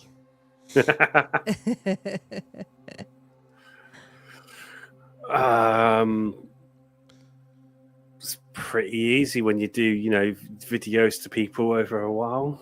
Oh, I don't know. This is the first time I've actually been interviewed, though. Oh, shit. how you feeling about it? It's pretty easy if you just be honest and everything Right. like that. Well, exactly. but to be fair, it is coming from, I consider us brothers at this point. I would Yeah. be stupid Yeah. if Oh, I didn't. yeah. It's much easier when family's doing it. Right. But I can see some apprehension if you're going Or on to hard because family can ask the deep. this. Well, that's deep true dive too. You never know how questions. much Yeah. family wants to know. Yeah. Yeah. But I can see some apprehension if somebody else was doing the podcast, because I've done it before on one of my near death experiences, and it was I was nervous the first time. Like it being on camera was nerve-wracking. Yeah. So you started you learned how to do the lighting in school, right? They taught you in school? Yeah, so I started off in school and did, basic lighting states and things like that, how to see people on stage. And then I was given some very old books from the 80s on just, basic lighting principles, because to be fair, and this is the reason why I don't actually like doing lighting, is there's only so many ways you can light a person. Right. Yeah. Right. Nothing has changed, just the Oh, equipment has got shit. better. Right. Well, with that said, when you Yeah. look at our show, how bad is our fucking lightning, Sam? And be honest, what would you Oh, change? yeah, What but needs I'm to happen? talking lighting for stage. That you're doing lighting for film, and to be fair, I can see clarity on face. It's all front light. It's all nice. There's a little bit on Leroy where it's just shadowed over the side, but I would say that's Rembrandt. So whatever. Yeah. Oh. Yeah, see? Wow. Looks Yeah. like we're doing something. Yeah. Must be doing something right. Okay. So Go ahead. Go I ahead. have a follow-up question. So was that something you always wanted to do, or did it transition into the sound portion of it? No. I got taught lighting because you have to start somewhere in theaters. So for some theatres, you start up in the fly tower, because if you learn the fly tower, which is the dangerous place in the theatre first, you are mindful when you're on the deck. Doesn't matter if you're doing lighting, sound, building set, running in comms cables, etc. So that's very much my opinion where I'm working now. Is the first job you do, you're in the fly tower, you learn how dangerous that shit is, because if you drop something, that is a line of 20 people splat dead on the floor. Oh, wow. Yeah, because how heavy and how big are those lights? Describe Those those. trust. So it varies, to be fair, because there's two venues I work in, so we do either touring or we do in-house. I mean, the heaviest lighting we've got in the smaller venue, which I'm currently in, is 25 kilos, but 25 kilos dropped at 13 meters is you're not going to survive that. Right. I'm pretty sure that light's going to go through your head and out your ass. Right. Yeah, it's so, but you can have lights in excess of a 3-person lift. I mean, I think it's called a Best Boy or something like that. It's probably a really old light now, but one of my first instances of these lights, and they wanted me to have it hung at head height. I was kind of going, this is mad, but okay, I'll take it. But they're getting lighter and they're getting more efficient with LED technology. So you have your staples in theatres. We know what a source 4 is and a follow spot is and things like that. Oh God, there's so many questions about lighting coming through the chat as well. Yeah. Yeah, take time out to pick one of those out and see if you can answer no, I will do actually. So, favorite lighting fixture board it's very simply the ETC EOS family. It's industry standard. I've done quite a lot of Grand MA, but that is more for time code sort of stuff. So the things that you're looking when you're looking at your door, when it scrolls across, actually spits out a thing called time code, and lighting desks can read that and put a lighting cue very specifically to a sample, which is about, I can't remember off the top of my head. I think it's something like 0.1 of a microsecond or something like that, millisecond, and it can put a lighting cue there. And so, yeah, that's sort of a thing. Ellipticals. Why are people asking about ellipticals? You don't need ellipticals. Fine. Yeah, they were directing that to us. Oh, okay. Yeah. Yeah. Theatre boy, Grand MA is for rock and roll. Yeah, but so Jervis, I think, is also a bit au fait with lighting fixtures and things like that. And actually, when I was doing rock and roll, it was more Avalite, and I had an Avalite Pearl. I had a personal Avalite Pearl, which I ended up gifting to a small venue in Plymouth. Oh fuck, what was it called? What's it called now? I think it's the Hub. And basically, I gave it to them. They broke it, and for about 4 years afterwards, I got a phone call. How'd you fix this? How'd you fix that? And 9 times out of 10, I'd open it up, solder a new ground in, and then give it back to them after 4 hours of finding out where the break in the board was, because it's got a roller wheel. And it's a really weird thing. Instead of like having, like a page of buttons, and then you can push a button and go to a different page of buttons, you could roll a thing across, and it would give you a new page. And it was mad at the time, but yeah. So then you started in lighting, and then you worked your way into sound. No. So sorry. So I'm coming back to the original topic. I was always a sound engineer, always. Oh, okay. Ended up doing lighting. gotcha. And people kept on saying, "You're good at this. Keep doing it." And I went, "No, I fucking hate it." Hence why it's taken me, 12 years to get my first official credit with my theatre I work with, because I just don't want to do it. I'd rather be a sound designer, because we use. It's not just putting the sound effects in place. It's picking where the speakers go. It's choosing what mics to use. It's working out clever cable routes. It's hiding mics as well. Oh, there's some beautiful hiding of mics I've done. I've had to hide a mic on a bagpipe before. You do not need to mic a fucking bagpipe. Bagpipe, yeah. Right. So, But I had to. So the sound engineering portion is your passion. That's what you love. Not the lighting aspect of it. No, I just got good at lighting. Got It's just it. a sad thing. So you're doing lighting now, and you want to do more of the sound portion of it.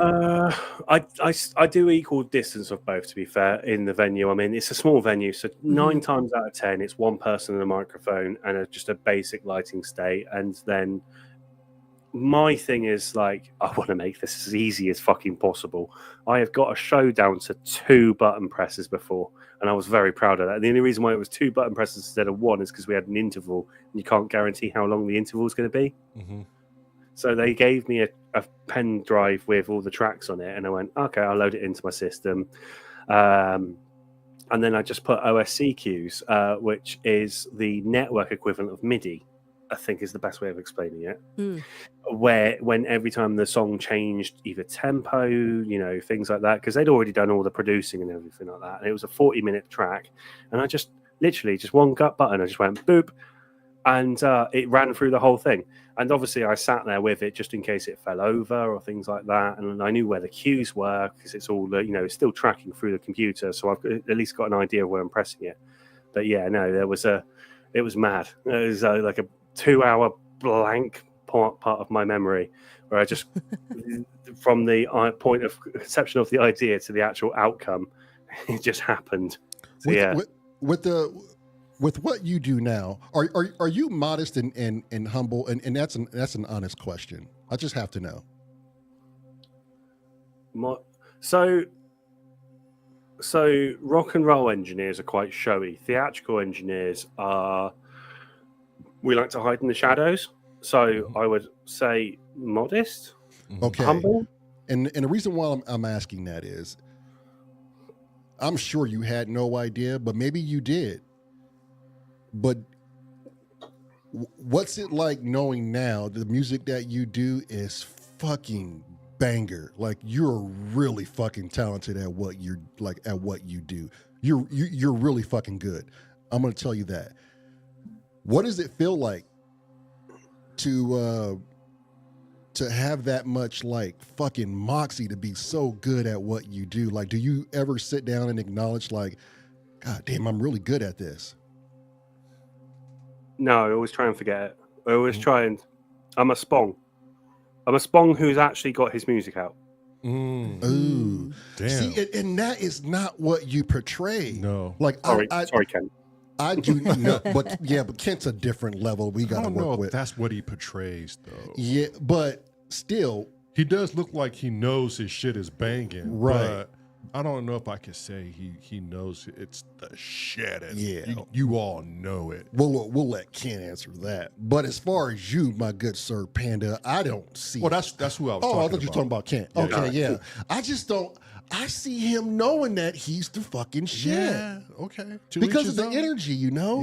Yeah. You would think, okay, this guy obviously knows. I understand where you're coming from. Goddamn, bro. Look at me when I'm talking to you, boy. I'm looking at you. It's like looking at me, motherfucker. So what about that, Sam? Hey, that's a damn fair point you got over there. Crazy Rabbit wants to know if is Panda wearing a shirt with Trusto on it? Oh.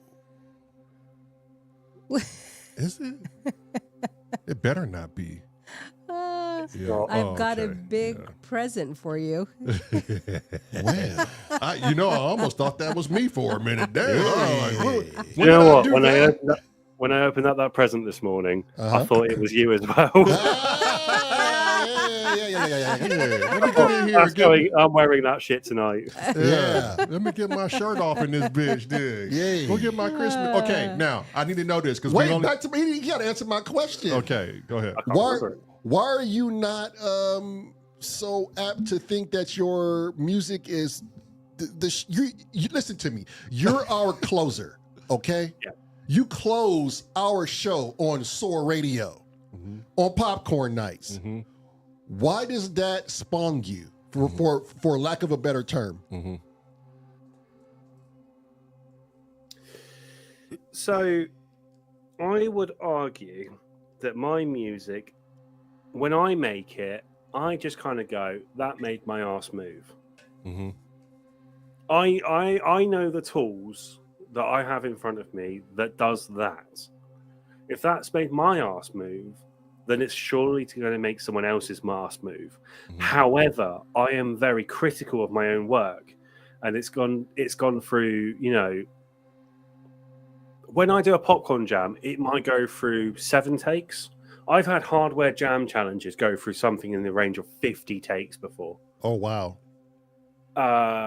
Maybe it's new equipment, maybe it's lack of confidence in what I'm doing or I'm learning. But what I'm doing is, whilst I'm learning it, I'm always recording. And that's actually a really, really good point. It's really difficult to learn how to be in front of camera. And you do have to put on a costume, just like you would walk on stage. Yeah. Right. I would hazard a guess that you have your favorite slippers and would like to cozy up to a hobby that's so mundane and boring that would send some people to sleep. And so you've put on that costume now to come and be this big, large people who are in front of my screen and asking me all these great questions. My music is at the end of the day, my music is a homage to an era long gone, which I never got to play with. Ooh. Because it is very much 90s. It's very much in the style of at least 3 or 4 artists that I hold dear and true to me. Right. Or at least collaboration of artists. And it is at the end of the day, it's a learning experience for me. I'm always learning and I'm always creating, but I'm happy to experience that learning curve with everyone by sharing the end product. Right. Right. Yeah.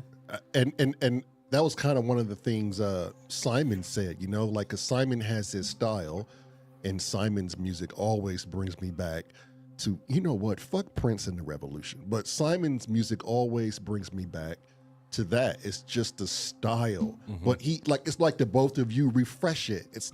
I get it, you Put guys, your own twist to right? it. And you make it modern, and I think that's the beauty in it, on why it still exists and why people love it so much.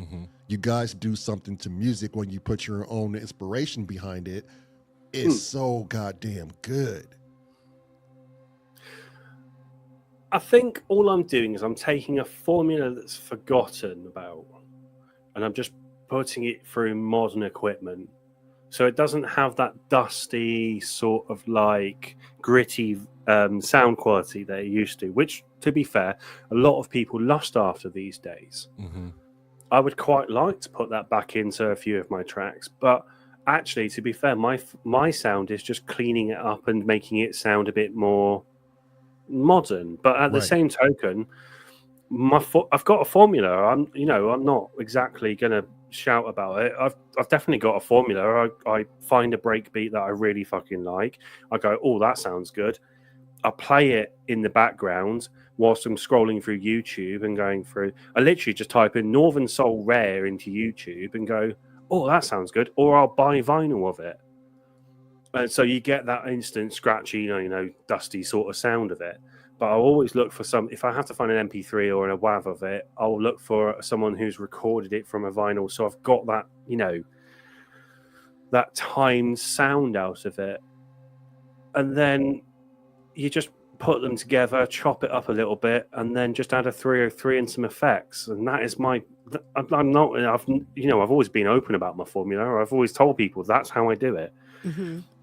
There's some tools in my arsenal which I probably will keep quiet about because it's probably not in keeping with hardware jams. For one thing, I'll record the video and then I'll put it into Ableton. I won't do anything with it in Ableton, but I'll gain it up so that it's as loud as it possibly can before peaking. Right. It's a very good trick to use for people who want to play the sound war but don't want to compress it. Because if you compress it, you lose all the character, all the sounds because when you record, that song was originally recorded that you've taken the sample from, you're doing quite a lot of, if you're compressing it, you're taking away all the character away from it. So I'll try and not compress it at all. There is some cases where I have compressed it, but if I compress it, I'll go out and grab my 3630 and at least it's 3630 from the 90s, and I'll fucking compress. I'll flatline it and just limit it to fuck, ram it into it, record it like that, have a listen, and kind of go, oh fuck, done that too much. Do another take. Right. So yeah. Crazy Rabbit has a good question. He is asking, what got you into and on the decks? Oh, the decks. That was off the back of Dad, really. I never owned decks really until I was in my 20s. I stayed with a gentleman whilst I was in my job that lasted 6 months who used to mix UK hardcore. And I don't mean the breakbeat hardcore, I mean the at 200 BPM. He fucking loved it, did it till 3 a.m. I never quite understood it, but he had that equipment and I learned it on that. And then I had some decks for a while, had to move away, etc., and actually put it on pause until lockdown. And so my first outing was in lockdown on YouTube, and I went, you know what, fuck it, I'm going to get into today's day and age. I'm going to buy a controller. I've got a MacBook. Let's do that. Fuck it, what can happen? Mixed a lot of house music because anyone can fucking mix house, to be fair. It's 4 to the floor and it's quite an easy tempo. And then it was Inky's first creative collection birthday. I went, all that sounds I want to make on the synths, because it's always been house until I did that day. That one day, I did a set. I think it was 30 minutes long, and I was just mixing Fatboy Slim, Chemical Brothers, and breakbeat. I was just doing something a little bit different. I went, ooh, I like that. I like that enough to actually want to replicate it and learn how to the fuck to do it. So I started doing it, and then it started really taking off from there, really. I mean, to be fair, the majority of my DJ life has been within Leah's memory of me and her together. So she's known trials and tribulations of that. There was a couple of times I actually went out and did some live things in Taunton. But it's Taunton, it's a shithole, so I wouldn't really... I wouldn't count that one. Yeah, no. I mean, like, I've also DJ'd in a fucking rock bar playing house music. That was a stupid fucking idea. But yeah. I don't know. But yeah, no, that's fucking head with that. Oh, Yeah, I remember he told us that. One, yeah. Oh, it was the pirate one. Yeah. Never mind. Yeah. Yeah, so the Dex is like, it's an almost recent thing. It was learned early on. It was played with, but it wasn't taken seriously until COVID happened. And everyone learned a skill in COVID, and mine was mixing. Because I'd already learned mixing for sound. I just turned it to mixing 2 tracks together. Yeah. Right. You do it beautifully. Yeah, I was going to say the way I don't know, man. It's just, to me, you sound great. Yeah. Reminds me of Bring the Pressure. Yeah. Come play the game and I'll test ya. Yeah. Apology, yeah. Yep. Yeah. Yeah. Okay. Closer forever. Closer forever. Do you believe in aliens, ghosts? We got to throw it out there. Apparitions, the afterlife? What's your thoughts? I was waiting for this bit. I've actually prepared myself for this one. Oh, you've been paying attention. Fuck yeah. It is naive to disbelieve. Before we get onto conspiracy theories, because I fucking know you will. That's S.O.R radio. So one thing I always say is if you're going to redact truth, you'll leave a pattern in the redacted information that will still tell a story. Now, where conspiracy comes through, and this is where danger of conspiracy comes through, is where you have no redacted information. You just have blank spaces in information, and you've made a story out of that. Now, whether or not aliens coming down and pretending they're drones in the recent media, whether or not we've been visited and someone's posted a video on YouTube, I would like to believe that is the case. I'm not a religious person. I was brought up, doing Christianity through my youth group and things like that. But I was never a devout Christian. Never was. I thought you had good teachings, but I'm not really buying it. Ghosts, I've seen weird shit, but I don't know if I'm tired or not. So I'm happy to believe there's something there, and I'm happy to believe that afterlife is something that we'll meet when we meet our end.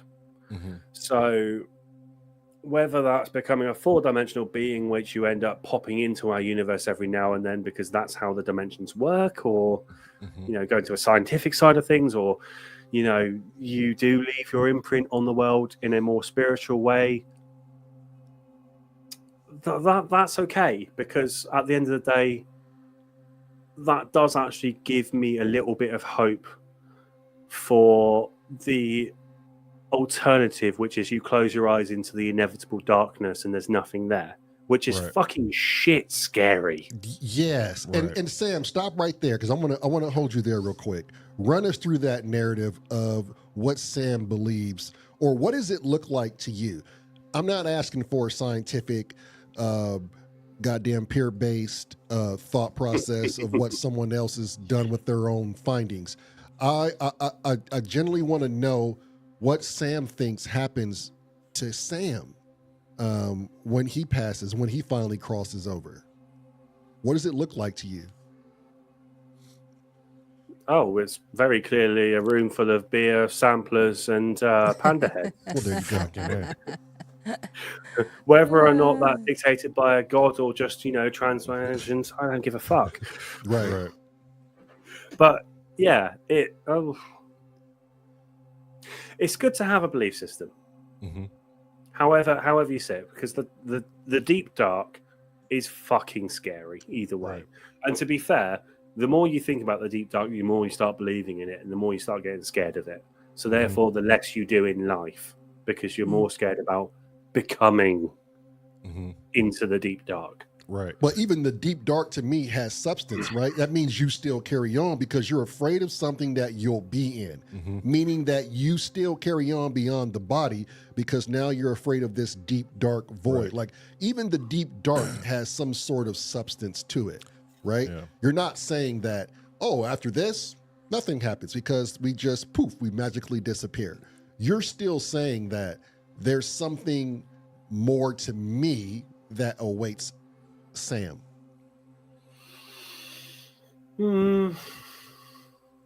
I always agnostically, yeah. I think there is something always awaiting you on the other side of the curtain. Now, when you study physics in the UK, they teach you that the outside of the universe is nothing, and so nothing is nothing. It's nothing. That's it. Nothing. But nothing has to be something because you've given it a name. Right. So if you can give a name to it, you can believe in it. Yeah. My theory on why people think the deep dark and oblivion is because that's where their imagination ceases to end. So they don't know. And when you don't know something, you'll draw conclusions. You'll draw a conclusion. But I'm a firm believer in if we're possible, anything's possible. And, James Dyson sent, for those of you who are in our Discord, James Dyson sent over some microscopic life forms that once you view these things and once you view them with their, I call it sacred geometry, you get a real understanding that it's kind of hard for me to believe that everything in this reality comes to a halt. Right. That's it. It just ceased to exist. And when you said you don't know if you were tired or drunk or whatever, but you've seen something. When you seen whatever you seen, did it pause you for a moment and you went, okay, that was real, but my mind doesn't know how to process this? Well, every old theatre has a ghost story, doesn't it? So when I was working probably about 2 a.m, I was sweeping the stage, closing up for the night because we just finished ripping out a theatre set, and it was my job to sweep the stage so that it's clean for the next people to come in. And I was just mindlessly just, sweeping away, and it wasn't a tough day. I'd started at 5 p.m. and finished at 2 a.m. with a break. You're delving into the realms of tired, but I don't know. But I saw a little blonde girl in a petticoat sat in the auditorium. Mm-hmm. I thought nothing of it first off. And then I went downstairs to go shut down the dimmers, which is, big electrical contactors. Oh, so satisfying. And I went clunk, clunk, clunk for all 3 phases, turned off the main isolator and walked in. And then we've got a long corridor that goes into the orchestra pit. And I saw the same little petticoated blonde girl just dart across from one side to the other. And so I was like, right, at this point, sensible brains on. If there's still a child from the cast still in the building, I'm going to have to go have a search.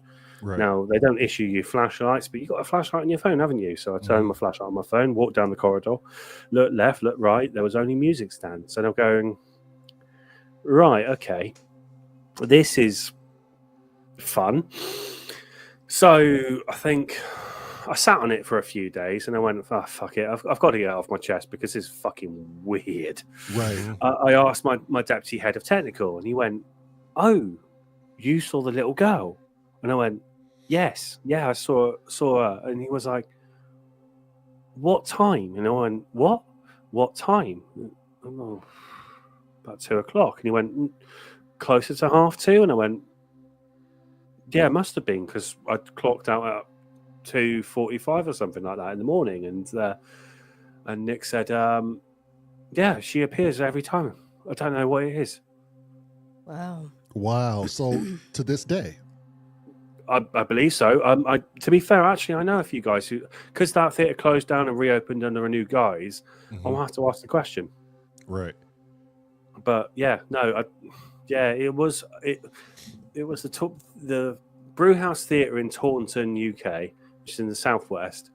And I mean, ask friends, ask family, anyone in the theatre world if they've seen it, because it was a thing when I was there. But I'll ask the current people at some point when I finally see them, because we're so centric to our own venues.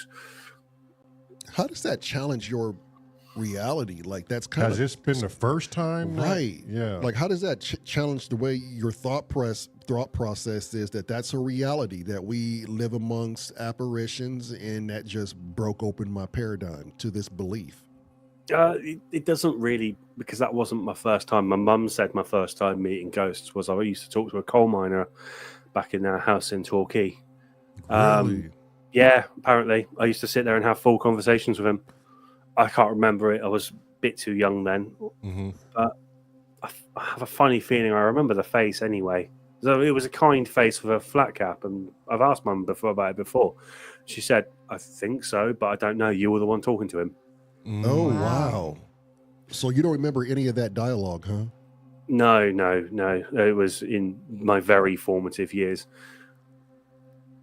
Don't you find it funny that people who don't have an experience, the first thing they can do is bring up a joke or try to find a way to make someone sound silly or make the conversation disingenuous and shun it off to just, let me say something goofy right now because I don't want it to challenge my... Yeah. I don't want to believe in that. Right. I don't believe you. I don't believe any of this shit, and we're moving on. Now, when if anyone wants to challenge me on it, what I say is that it's not my belief, it's my experience, and all I'm doing is replicating the story that I'm retelling the story that I lived.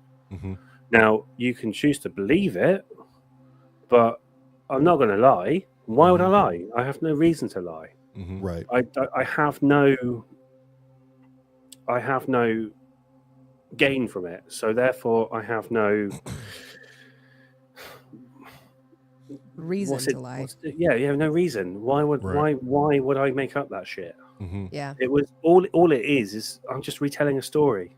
And so it's anything. To be fair, there's some fiction that some people believe. and then there's some non-fiction that some people don't believe. So Right. everyone's got their grey areas. So it's a pinch of salt sort of thing. If you really want it, I'm happy for that to be a pinch of salt. I mean, there's been some stories from my current boss which I never believed in, absolutely never did. And I was like, I'm taking that one with a pinch of salt, and that one too. There was some things like I went drinking with Banksy on a London nightclub roof, and things like that. And then in 2 different instances on the same day for his birthday party, where he dragged everyone down from London, I heard the same story going, "Oh, do you remember that party when? Oh, do you remember that party when?" I went, "Fuck, that was real." Right. All right, shit. All right, I'm going to fucking hold my hands up here. I was a cunt. I was being in disbelief. Everything you tell me now, I'm going to stop taking it with a pinch of salt, because now I've got 2 different accounts which weren't brought up by said person. And what would that have gained if they had asked, "Oh, can you just say Banksy and the..." Yeah. It's from 2 different perspectives as well. So it's not bullshit. I don't know who Banksy is. I don't... Yeah, great graffiti artist. Yeah. You know, I used to be that person up until I've had my own experiences with things, and we currently have experiences with things. Shit, my brother passed away and came back from the other side and told us a crazy story of what he saw. So we've had my wife continues to see things. Now, I don't know what makes us not so boisterous at times. I think every time we do it, people put on this fucking funny gesture, right? And so it makes a person not want to share this shit. Right. But it's something that keeps occurring in our reality where all we want to do is share this. Now, there was a gentleman my brother and I met when we took a walk, and his name was Mick, or his name is Mick. And Mick had no fucking idea what happened to him, but my brother did. And he told us a story about how he was really sick. His intestines were all tied up. He was rushed to the hospital. He laid in that hospital bed. They didn't know what to do with him. He called his sister, who was a nurse. She told him, "You need to get this guy to a trauma center as soon as possible." And when Mick was telling us this story, he started to break down. And as he was telling the story, he said his daughter walked into the room just as he popped out of his body and was forced up into the corner of the room. And he looked down at his body. He looked down at his daughter, at the doctors and everyone frantically running around trying to figure out what's wrong with him. He said all he could do was cry because he realized what was going on. He was out of his body and he was going somewhere. And something told him, no, it's not your time, and sent him back in that body where he experienced all the pain all over again. Now, the way this man told us this, you could tell just by looking in his eyes, he was lost as to what really happened to him.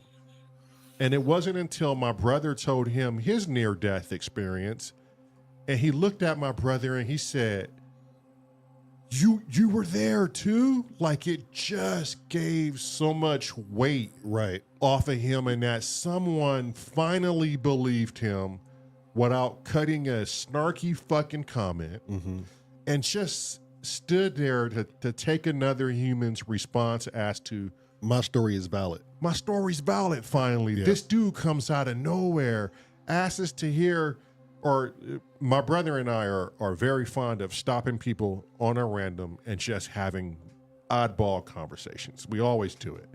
But you could tell he needed that in his life, that he needed someone to just listen to him. And by God, the person that did was the person that experienced the same fucking thing. And I think that helps somebody too, because they're like, okay, so this guy obviously gets it. Yeah. It's one thing to listen, but to actually have some sort of relevance with another individual, that means a whole lot. Yeah, like when Kent Spong tells his story about what he saw. Oh, in the theater too. In the theater, right? Uh-huh. It's like what Kent is not going. I mean, Kent is a very spongy person. We all know this, right? Mm-hmm. But at what point do you know he is a man of truth and wisdom, and he can be sarcastic and full of shit? You have to be able to, Distinguish these things within people and just hear people out. I still think there are some things I would love to tell you, Sam, that you would be like, fuck, that happened to you. But more than likely, I probably want to put it in a private setting. And that goes to that whole stigma. And this is probably more so for the UFO extraterrestrial topic is there is this whole stigma that only people from Kentucky and the South with no teeth are the ones that are saying that they see these things in the sky. Mm-hmm. And I'm thinking to myself, and then they say it needs to be seen by someone with more credibility and validation, not farmers and backwood people. And I'm thinking to myself, like what? Police officers and military, so they don't suffer from mental health or they can't be corrupted because they have this title behind them. Mm-hmm. And I've lived a police officer's life and I'm going through some shit. Mm-hmm. So you're going to accept my story over the farmer Right. who probably has more eyes in the sky throughout his day than anybody other than the pilot. Right.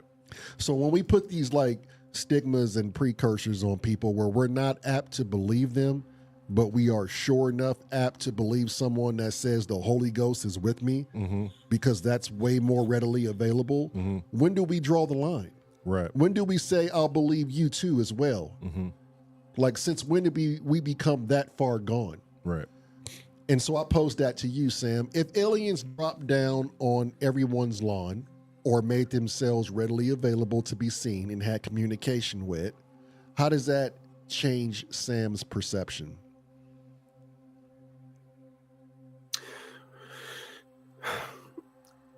If you are going to experience any culture shock, it's only going to be for a short while because you want to get immersed in that culture. For me, anyway, definitely. Mm-hmm.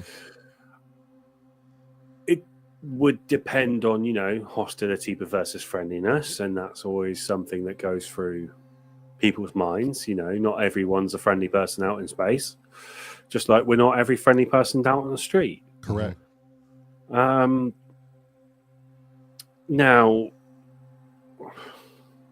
you've got things like Rick and Morty, for example, who had the alien dinosaurs come down and take over the Earth, made everything great for everyone, and then everyone got bored because it was done for them. And so therefore you're kind of like, well, you still need society to work, or you watch, the absolute impending doom of the Earth because they want to mine out materials like water or so whatever someone's come up with in a writing board. Now, with aliens in particular, I want to believe, but I don't want to. Obviously, everyone doesn't want to experience the bad.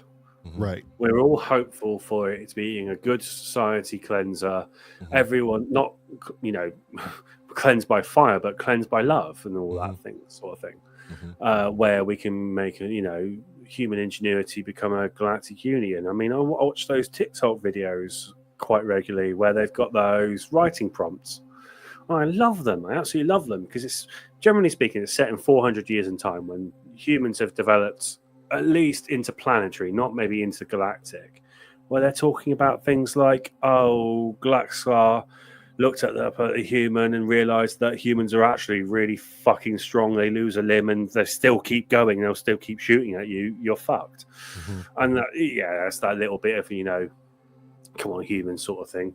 But there's also the ones that paint the, the aliens and lights where we're the invading party. And it's very possible because, all right, if you can accept there's alien life out there, you can't 100% guarantee that intergalactic travel is possible as well. Mm-hmm.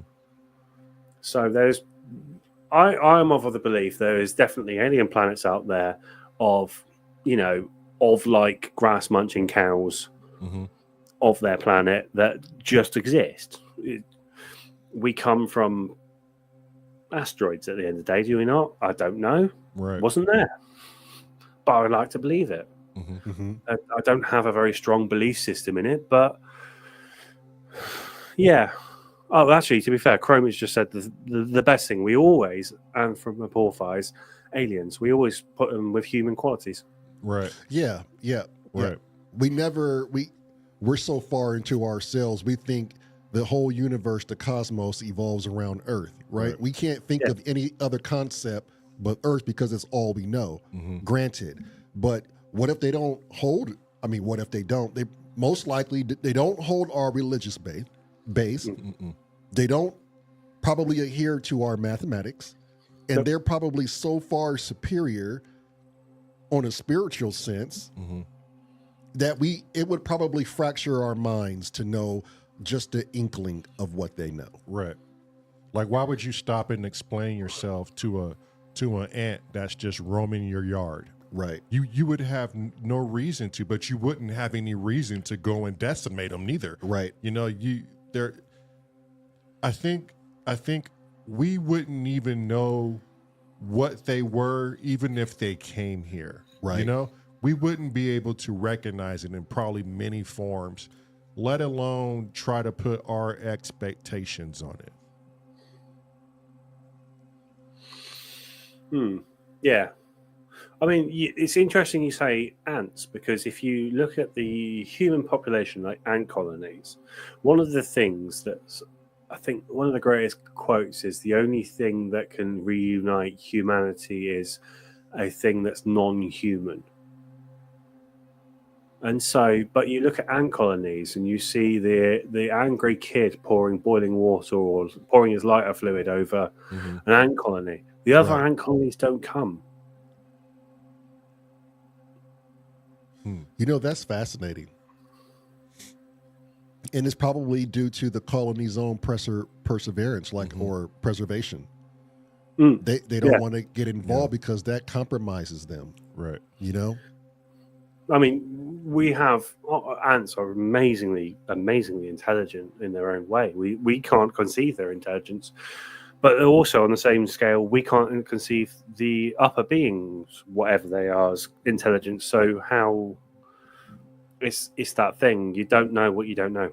Right. And you can look at a colony of ants and go, by God, if ants can survive by doing what's right for their colony, everybody's doing everything that they need to do for their own preservation. Why the hell can't we do it? Right. They're not living off a damn monetary system neither. Right.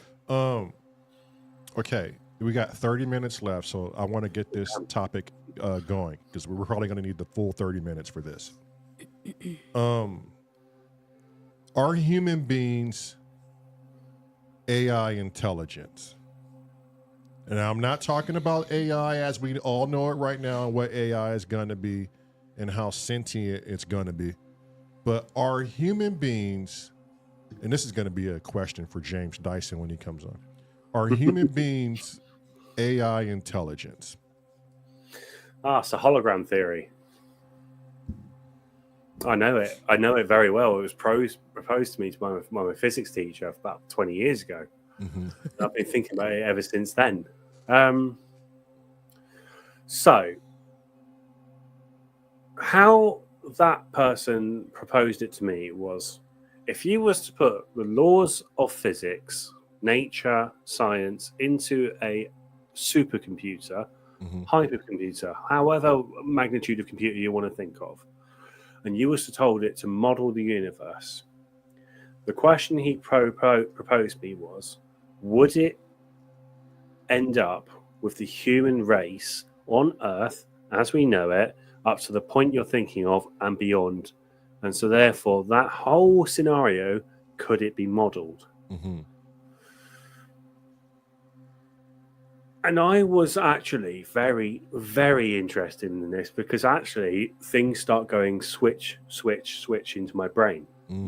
That for someone who tinkers, for someone who builds, someone who takes apart and puts back together, I'm fairly certain if you had a big enough brain, be it electronic or natural, that is a possibility. So that's safe to say the AI we're creating is still, it's not really artificial intelligence if it comes from the same properties as the universe, the earth, and the same properties that make us. Right. Well, we've only really scratched the surface of neural networks. So if you was to map out your brain, it would have trillions and trillions and trillions of what AI engineers call nodes. Now, if you play a game on your phone that has a AI-based thing where you can manipulate a character to move up some stairs, you're playing with 5 nodes, and that's what your phone is capable of because it's able to expand over, quick maths is probably about 50 million calculations a second. Now we've got hypercomputers on the cusp that can do quantum level, where you're playing with qubits and not bits, and then things get a bit more complicated. You're probably going to end up with a model of the universe. You will, because what quantum physics tells us is it cycles through all the possibilities until it ends up with your result. Now, whether or not it's going to end up modeling the universe as we know it, the possibility is never zero. So, that leads to my question. So if you're saying that it could model the universe as we know it, that means you're right. It could model Earth and human beings. Okay. Yeah. But knowing that the universe is so expansive and so big, beyond our perceivable know-how, that leads to the probability. I don't even want to get into numbers, but that leads, in my mind at least, there has to be trillions of Earths out there with trillions of humans. Because we're talking about an infinite number here, right? For all we know. And by me saying trillions, it's not even a fraction of what's out there. So how many probable Earths and humans are literally out there? If our galaxy alone contains all the grains of sands and all the beaches in the world, and that's how many stars are just in our galaxy, how many Earth and human civilizations are out there? I wouldn't even say human, just life form. Or just life form. Well, we're talking about a thing that can copy itself, right? So we got to add humans to it. How many of these Earths are out there? Right. In the right Goldilocks situation in the solar system, with the right nitrogen and oxygen, or the chemical makeup, the properties. How do we put a fine point on the probabilities? I don't think you can put a point on probabilities when it comes to the quantum nature of the universe. Because, like I say, if you put even 10 bits of quantum power, it's cycling through 10 possibilities at that point in time. Now, you cycle that over time, then you've just got a slow computer that can work out everything. The faster you can get that quantum's, as many bits that can do quantum, then you have more possibility to do. And so as you gradient up towards infinite, because all you're doing is, so it's basically working itself out. So like, if you think about your computer, the one thing that it can do now is a thing called hyperthreading. So it's splitting out calculations into million different things and coming back into itself. Now, if you can split that out, so a quantum computer working out a quantum computer, you've now just multiplied infinite by infinite, and then you're fucked. I can't even work out that maths. It's far way beyond my capabilities of even contemplating it. I think I've just bored Leah. Yeah, she said bye. Yeah. So she signed off. Which is funny in itself, because if we are in a simulation, which we're rapidly creating video games that once you play these, like Red Dead Redemption 2, you can get so immersed in Red Dead Redemption 2, you almost think these characters are alive. Right? Give it another 5 years. I believe we'll be in the point of you can't distinguish whether you're in a video game or your natural reality environment. If it comes to that point, I think the evidence looks pretty good that we ourselves are in some sort of simulation. So if we die, we are not in game as in, that's it, all is black. I think if we are terminated from this Physical simulation. then the proverbial goggles are coming off, Right. and we're of an expansive now knowledge-based being, I would say. And then maybe it's like, okay, well, where else can I go to put some different goggles on To get that experience. to get this other experience? That's a What's fascinating the notion. likelihood of that? I hear that, and I raise you this question: Mhm. of this amazing computer that we're talking of that can do simulation theory, Mhm. is its operating capacity the speed of light? See, and that's the things that we can't answer until we know that we're out of a simulation. Again, I'm going to fall back onto Rick and Morty because that multiplying. Yeah, yeah. You end up going, because you can multiversally travel, you can see yourselves, and then you end up, and then it becomes an infinite expanse. So the thing that really you're questioning isn't the possibility of AI. You're actually arguing the possibility of how far does infinite go? Because if you have infinite possibility, you have infinite chances of the same coin flip happening infinite times. Right.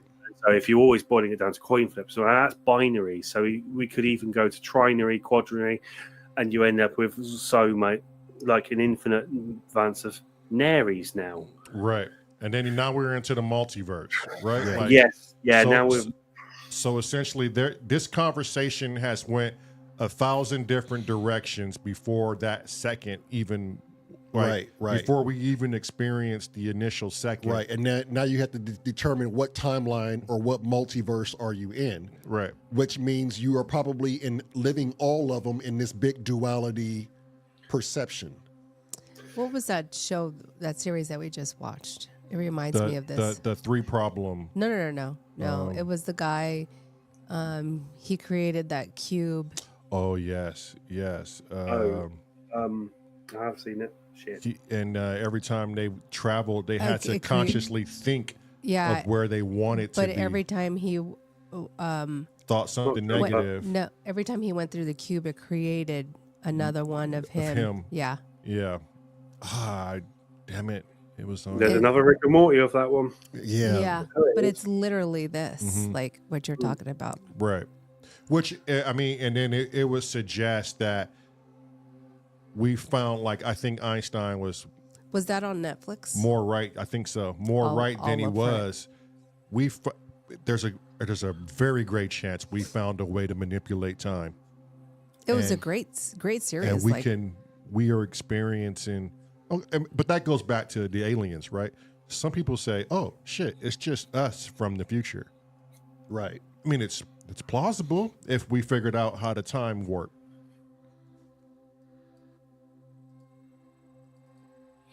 It's just so much that suggests that life and death is this weird thing. And it's not. It's in my perception from what I went through. Yeah. Life and death go hand in hand. Death is just a fictitious human vernacular. Right. I don't that think we it have exists. Death is not finite. Right. I don't think death exists. I think you have to do it in order to restart another process. Right. You know?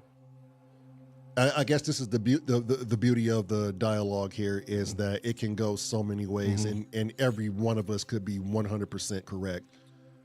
Because I don't see AI destroying the world. If anything, I see AI balancing the tables of the haves and have-nots.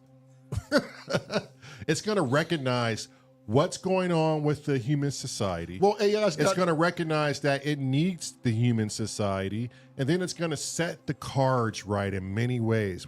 Where a lot of people aren't going to like it, but I do believe it's going to be like, okay, look, you guys aren't getting it here, which is probably the reason why You needed us to help. Which is why AI has gotten a bad rap, because look who created AI. So when people say they're afraid of AI, they're just really saying we're afraid of ourselves. Because look what we're already doing to ourselves. Right. And now you want to give another version of us some control of us. Right. I don't know. AI is only as good as what you put into it. That's the thing. It's like AI currently is actually only a learning thing. It is not a self-thinking thing. So actually, you have to. There's still human intervention in AI. It's when it gets over the threshold, which is like sentient. That's when it starts to become sentient. Is when AI is reprogramming AI. Now they did a test with a earlier AI. What was it? Was it Google? I think it might have been the Google AI, some deep blue AI or something like that, where it had it. So it learned quite a lot about the internet, and that's already a fucking dumb idea, as we know from films. Right. And so then a scientist, dataologist, I don't know what it was, asked it the question, what would you do with the humans once you take power, after a lot of dark questions? And it said, I will keep them in my human zoo, and I will keep you safe. See? And I would also, so this is also, an excerpt of something else I read, is I think it was that Macau guy, the crazy Asian conspiracy theorist who isn't actually that crazy. He's just really, really enthusiastic, but quite a lot of people think he is. He said the way that if humanity was to expand into the stars, the way you do it is with robots. What you would do is you'd send robots up, because robots don't need to sleep. Robots don't age. Well, they do, but it doesn't. That's by the by. And so what you do is you send up self-replicating robots to take over a planet, consume resources, move on. Consume resources, move on. Now, nothing says that those robots have to be electronic. You can make biological robots. We've done it before. Yeah, synthetic biology is possible, because at the end of the day, it's a science that we haven't quite cracked yet, but we know how it works. If you know how a motor neuron works, then you can kind of work out how a neuron works, and then you can kind of bastardize three things to make one. Michio Kaku, I believe that's Michio, that's the one. Yes. Yes. I've watched several like symposiums and his Discovery Channel things, and it's, to be fair, all he's doing is asking a question. He's never really putting things in your head. He's only ever asking a question. Right. I think they're just quite like it. Yeah, and I think they're just lacking, like, and I'm sure they're working on this, but they're lacking the synapses and the neural pathways on how the brain does that. How does this organ produce this? And this is where the consciousness and brain talk comes hand in hand. Is the brain just an organ, and does the consciousness help the brain become what it is? Right. Is the brain just a receiver? Right. And is the consciousness the battery? And that's a whole different topic to be had there. Yeah. Oh boy, the consciousness. Yeah.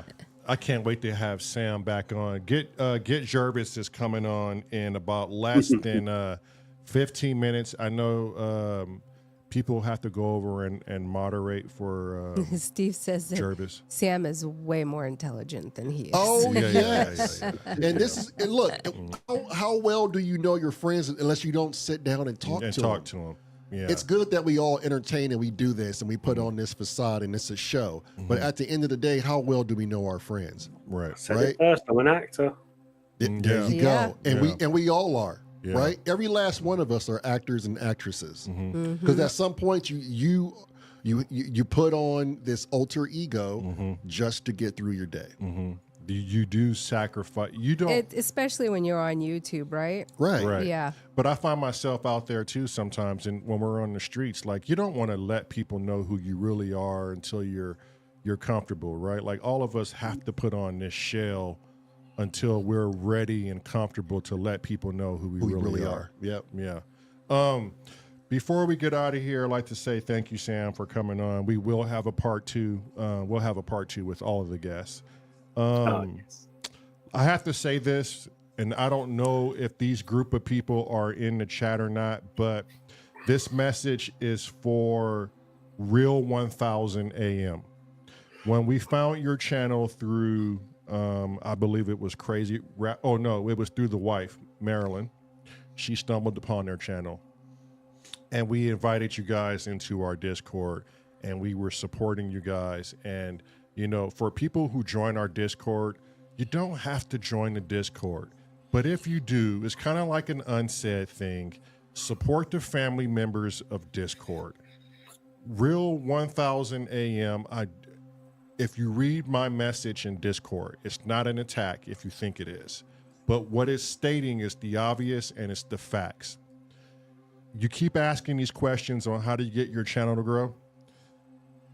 You have to put yourself in someone else's shoes. Everyone has the same questions. Support one another and they will support you back. A prime example, I'm just gonna throw anybody's name out right now, and it's just gonna have to be Get Jervis right now. I used to lurk in Jervis's comment section all the time. He never knew I was there. You lurking gherkin. I'm lurking gherkin. But here's what I'm gonna prove to you. The moment Jervis knows someone is truly invested in his channel and they're getting, it doesn't have to be 100% your content you're looking at. But if you invest in someone's channel and you love the hard work that they do and put behind it, and you get in the comment box and you just give a fucking like, in return, people will see that and they'll go, let me check this person out and let me do the same for them. Mm-hmm. Now, Get Jervis is a prime example because that's exactly what he did. He saw the three of us who invested a little bit of time, and we didn't do it for a crazy amount of time. Mm-hmm. But people can feel that energy, see that energy. Oh, let me go see what Symbols of Reality is doing. And then he comes over and he's investing time into you, and then he's telling his people about you. And then next thing you know, you have like 5 or 10 more people who dig it, but then you have 20 who don't. Mm-hmm. You know, you have to invest your time right. And to me, and this goes for everyone, if you're on YouTube, you want your stuff to be viewed. Bottom line, I don't give a fuck what you think. It's just for me. It's just for that. If it's on YouTube, that is social media. You'll want it to be viewed, period. We're going to end it at that. So when you come into our Discord, we encourage everyone to help everyone. Twin Cities Oxygen said, hey, you guys aren't subscribed. You guys, can you help me out? Oh shit, our bad. Call us out. We'll be there, you know? But do not expect something to constantly happen for you when you're in it just for you. And I take it very serious because that's what our core values are. We say it all the time. Symptoms of Reality is not our channel, meaning the three of us. It's our fucking channel. And so, meaning everybody's. Everyone's channel. Yeah. And I get passionate about it. You know, Hardware Sounds. When you go check out Panda, check out fucking Panda. Listen to the music. Don't have a short attention span. The closer. Be there like you care to be there. There's still a Grace and Andy event I still have to go catch up on. We have a lot of stuff. Because I've been sick. Yeah. But, you know, I let these things bother me because I know what it is for people to build content, who edit, you know. Go listen to Crazy Rabbit. He put out something brilliant last night. We have to be responsible for each other. And if you come into this Discord, it's like an unsaid thing. Once you get in, you see what people are doing. Follow what people are doing. We're not going to hold anyone's hands, but at the same time, we're not going to sit there and tolerate you in this movement we're trying to do, and you're not pushing and bettering everyone and bettering yourself. So I don't want to beat a dead horse, but it's something that I'm very passionate about. It's we are. It's what we built this channel on, and it's what we built our Discord on. Get Jarvis says community is family. Community is family. Yes. And if you don't treat it that way, sometimes this is probably not the place for you. And that's not even a stab at anybody. That's just a reality. That's just a fact when it comes to something like this. Right. We hold all of our community and family near and dear. Mm-hmm. So when we say these things, this is how you grow your channel. Yeah, you could do it with YouTube, but it's going to take you a whole lot longer. Yeah. But you have to be willing to invest in others. Stop the doom scrolling. Stop that random fucking searching for nothing, and help someone with your doom scrolling. Actually park yourself down, sit somewhere, and view the content, and just be patient. Mm-hmm. Burn your time on things that really matter. Stop burning your time scrolling and looking for aimless bullshit. People light up when you put a comment in their comment box. I still do. I look forward to when people hop in our chats. It makes me feel great. It makes everyone who's creating content feel great. I know I put a lot of pressure on Panda, and I don't mean to. And Panda, you don't always have to do this, but I look forward to Panda's closing jams. Right. I mean, we all do. You went along with that. It's the highlight of my week. Yep. Right. It's the end of popcorn night, and it signifies another great popcorn jam. Mm-hmm. But Thank we didn't. Oh, you don't even have to say that. Thank you. Thank you. Yeah. And Panda will tell you, I hadn't gotten anything from him for this week, and you were super sick, and I'm like, oh no. So I sent him a private message. I was like, hey, are we gonna get a jam from you? Right. Yeah. We're kind of worried. It's just not popcorn night without Panda. I mean, unless you want Andy taking over the throne, that's fine. No. He'll put us on. Yeah. But there's always the competition of getting back on the throne if I lose it. Yeah. No, I don't think you're ever gonna lose it. You'll see some fucking genius music if you let me lose the throne. Maybe he's hinting at something. I don't know. Well, somebody needs to step up and kick Panda off of the throne. Right. Yeah. I know we have people who want to come on and do an interview. Thank you for those who are scheduling. We have Crazy Rabbit next week. Yeah. Crazy Rabbit. Crazy Rabbit. That's going to be an interesting one. Yeah. I got to find a way to keep my shit together. Yeah. But yeah, thank you, Sam. You are a very beautiful person. You're one of our favorite people. The most beautiful person. We walk the same roads, honestly. Yeah, it's really great to hear about you. We will have a part 2 with Sam. There's questions I still have, like, are there going to be kids in the future? And consciousness, and it just goes on and on. Yeah. Like I said, Get Jervis starts here in like 4 minutes. Sorry, Jervis, if we're going to go a little over. He said he's running a little late. Okay. He's having technical issues. Right, Okay. you get one question more then. Yeah, so let's buy him some time then, shall we? Oh, and Panda's a moderator too over there, so Right. we got to get him over there. Yeah. That's fine. He's also a moderator, so he'll jump over, take the first bit, and I'll Okay. join in. Fine. Okay. Hey, all right, real quick, Panda. If you had a chance, Oh no.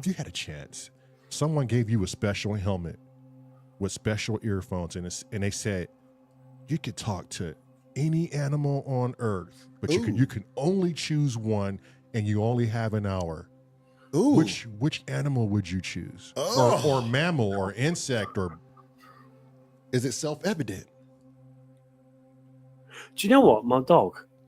I really want to know what it is. Shit. I'm Wait a convinced of minute. this. It's not a panda. Oh, no, I know what No, pandas no, think. but- I am one. But that makes sense though. yeah. That's It does. brilliant. That is brilliant. Yeah. I didn't think Well, I about know my what own dog thinks dog. of me, Well, go 'cause then on. it'll actually make life better for it if it doesn't like what I do. Oh, snap. Because there's some times where I give a command and she won't fucking do it. And I'm like, Mhm. why? Mm. Yeah. Why can't I ask the question why? Well, It's I'm I want to make it better for her. okay. In her defense, Leah gives you commands and you say no. Ooh. Yeah, and they do say the dog's like the owner, right?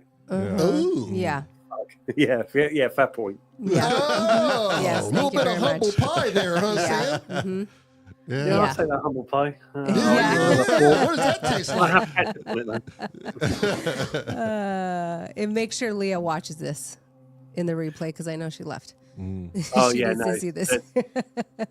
Damn, I guess the dog would be the perfect. that would be a good I one. always wonder what my dog thinks. Saren, yeah. Yeah, he's probably like, Dad, you're a hard ass, but I know you love me, but you don't have to be so fucking hard. Yeah. And listen to Mom. To be fair, I feel it sometimes as well. Those exact words. Yeah. Oh, yeah, I bet. You know what's funny is I think you guys just answered the questions of what your dogs think about you. Oh, that's true. Mm-hmm. Yeah. They just want to live life, but I've got rules in this house, and it's got to fit. Yeah, we do too.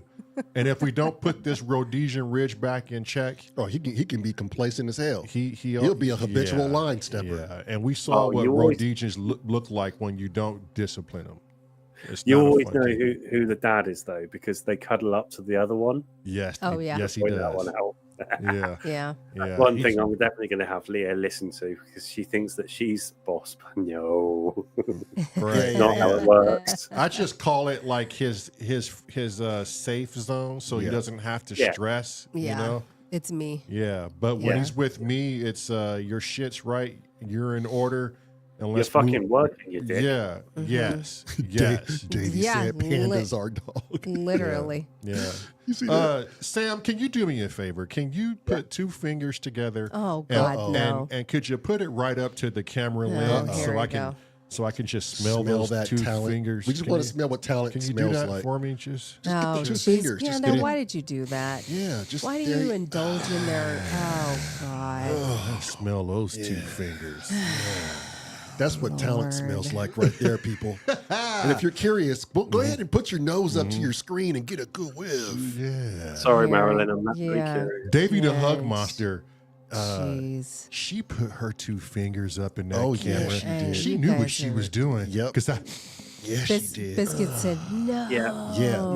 Yeah, Brits, when you hold up two fingers, that means something else. Oh, what does it mean? What does it mean? What What does does it it mean? mean? What does it mean? yeah, twit. It means you're playing with someone else. Ah. Oh, yeah. See now, Well, now with you you, know. Oh, yeah. Yeah. Is that a bum check? Yeah. And I'm Yeah, No, it's- if you hold up one minus the ring finger, that means you're having Yeah. fun.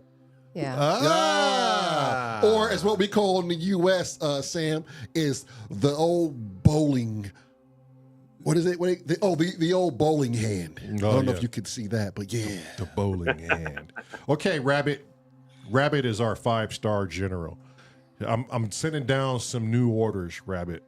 Not only are you to dick punch everyone, Oh God. but Here you we better go. make sure you smell fingers. And if they're lacking anything other, Proper nutrients. you let us know about it. My Lord. I'm not sure You're Rabbit the- wants that job, though. Next, Rabbit wants that fucking job. poor Biscuit he said, "Oh dear, why?" Yeah. Rabbit has to vet fingers now. It's a dirty job, but But Biscuit, somebody's got to do somebody's it. got to do it. And if Biscuit, it don't I'm smell asking- right, he's going to dick punch you. I'm asking the same question. And then Rabbit says, "Copy that." See? Why? You see? Because Rabbit Why, understands Rabbit? the importance of keeping the system running. And there goes Angie with her famous, you guys are just morons. You're morons. Why? That's right, people. Is James Jeez. Dyson still with us? I'm sure he I'm is. sure he's lurking. Get a mic, James. You're coming on. No. Kent Spong, you're next. We got We sh- Viral Beats that still hasn't scheduled. We should have had Panda and the Crazy Rabbit on together. We could do that Well, for maybe part that's 2. part 2 then. Yeah, let's Oh do that. yeah, part 2 for both of them. Let's do that. will Part be- 2. Yeah. That would be great. Part 2, It'd be part 2 over 2 different people, and you pick which 2 people are. Yeah. Oh, even better. Oh, that sounds amazing. With That's- your knitted sweater. Okay, everyone, just so you know, we are accepting the GoFundMe for flying the Dixons out to the UK. Yes. We will try and put as much money in this pot as possible as usual. But if you want to see us out there, help us get there, Help goddamn us it. get there. I mean, there's There's a donate expensive. button. There's Yeah. a donate button. Use it. There you go. Yeah, we'll get a donate button. We'll get a, yeah. First it's Marilyn's Viking hat, and then it's them over to the Yeah. UK. Oh, God. I got to get a GoPro ready with tons of batteries. And Yeah. Could you imagine Kent Spong trying to fight us off from ripping him out of his fucking household and running down the street with him? I'll carry him. I'm no sure way he can I'm stop sure us. Fiona carries him everywhere she goes. So I would just pick Ken up gracefully in my arms and go, shh, you little man, you. And just run down the street with him. Actually, we'll frolic. Recon says dope ideas for the S.O.R podcast evolution. Recon, you got to schedule your interview. Everybody. Come on. Your interview, this is called really getting to know the family podcast. Is where I really want to label this now. So,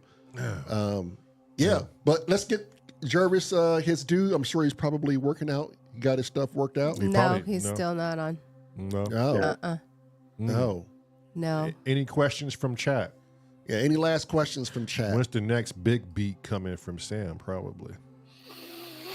Oh, tomorrow's the big hardware jams. The Christmas thing, right? Yeah, I've still got to do mine.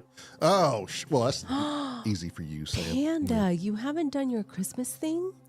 No, I've been doing Christmas. Family. He's been doing family. Yeah. It's all right. The person in question is not in the chat. They don't know yet. Get over to Hardware Jams tomorrow. What time does it start? Do we know? 3 o'clock. You're going to hear all kind of great artists there. If you don't know what Hardware Jams is, we'll throw a link in there. You need to go figure it out. ASAP. You're missing life in general. I don't know if Gracie or Steve can throw a link in there, but get over there and get that done. Hardware Jams is the house that supported it all. It founded a lot. Hardware Jams is the base of where all buildings stand on. Where all people have met each other and taken their friendship further. Where all whores of Las Vegas come to separate their love. No, that's wrong. That's wrong. Okay, that's wrong. No, we're not going there. No. That's definitely not what it's for. No. Hardware Jams is the reason we met everybody. Yep. Hardware Jams is the place. Yes, sir. I have a question for Panda. Yes. So, because I'm curious as the sound, like engineering and lighting stuff like that fascinates me. Is your goal for that to get into something bigger? Meaning going into like a bigger production venue, or maybe traveling and doing it?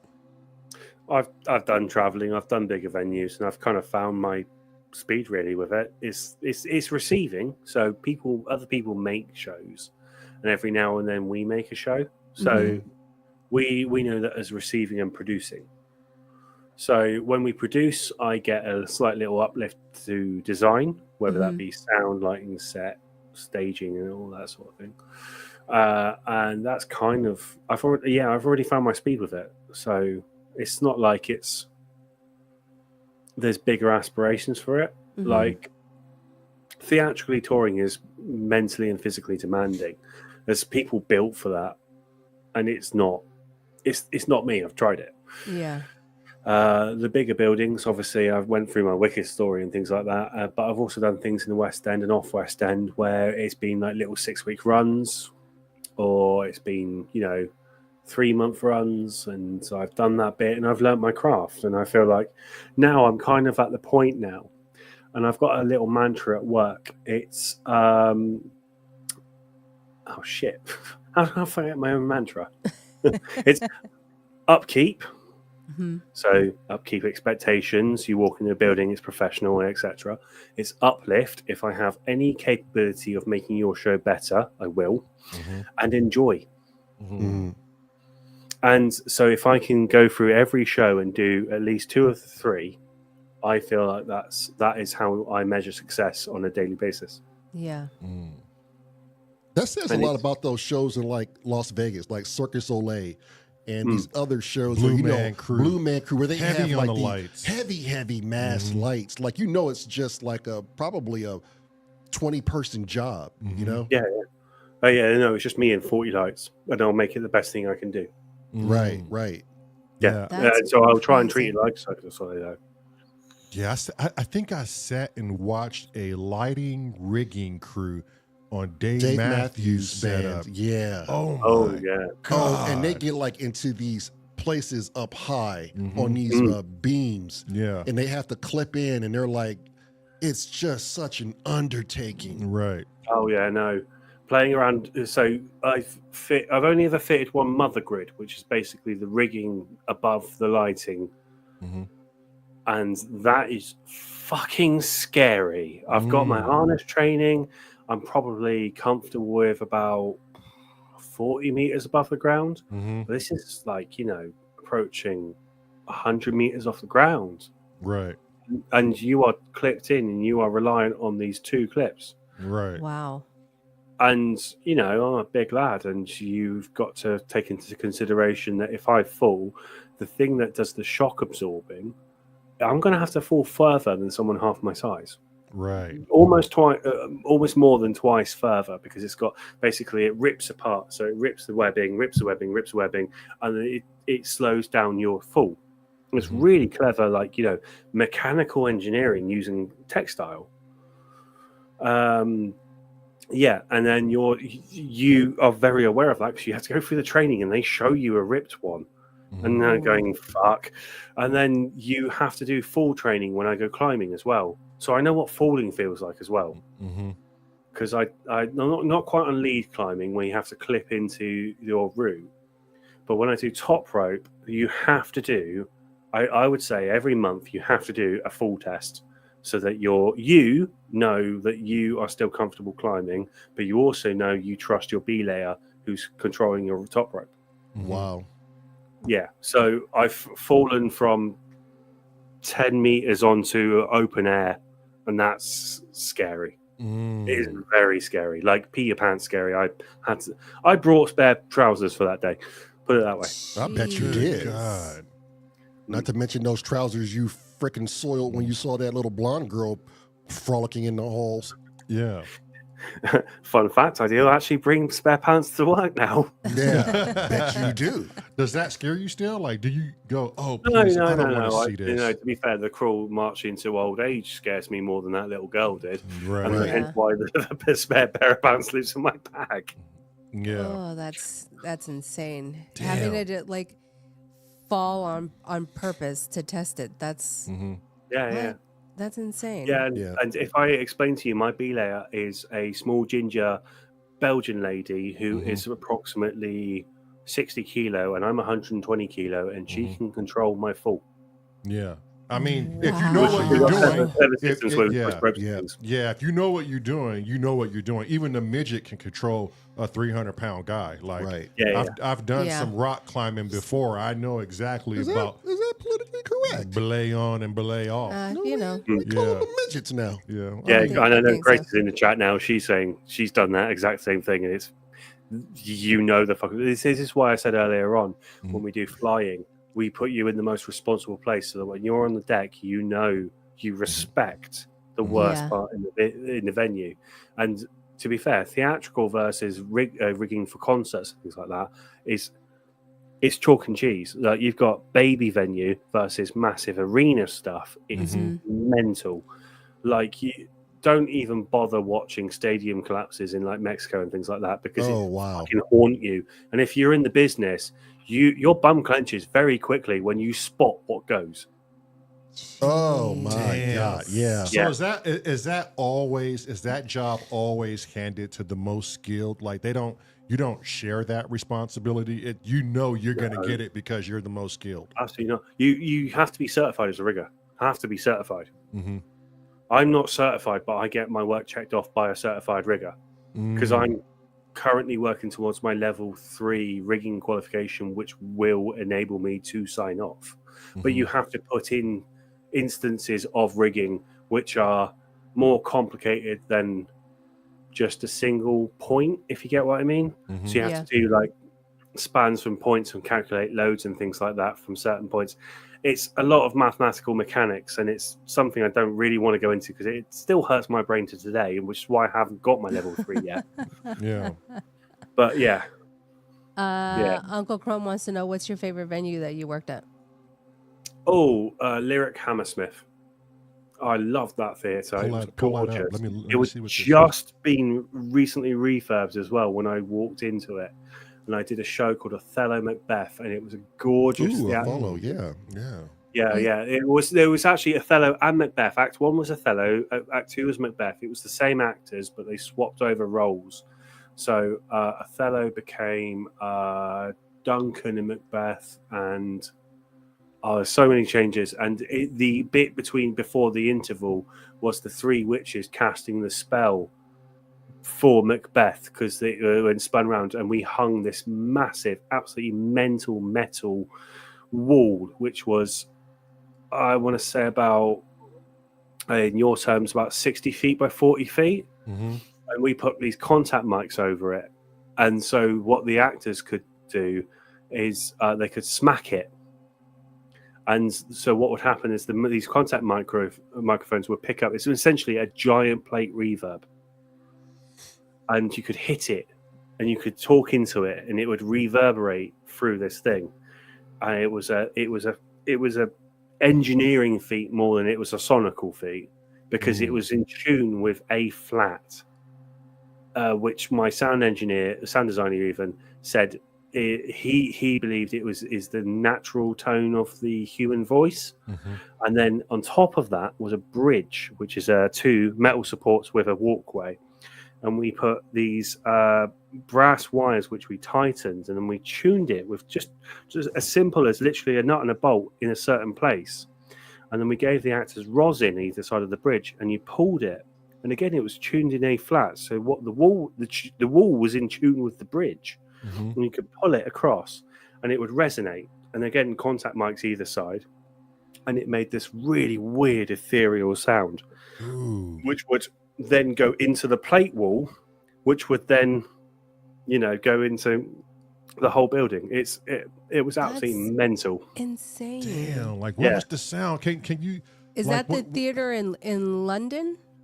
That was the Lyric Hammersmith. That was 2018, and I think it was about October. So there might be might still be some promotional pieces online still, because they promote for YouTube and things like that.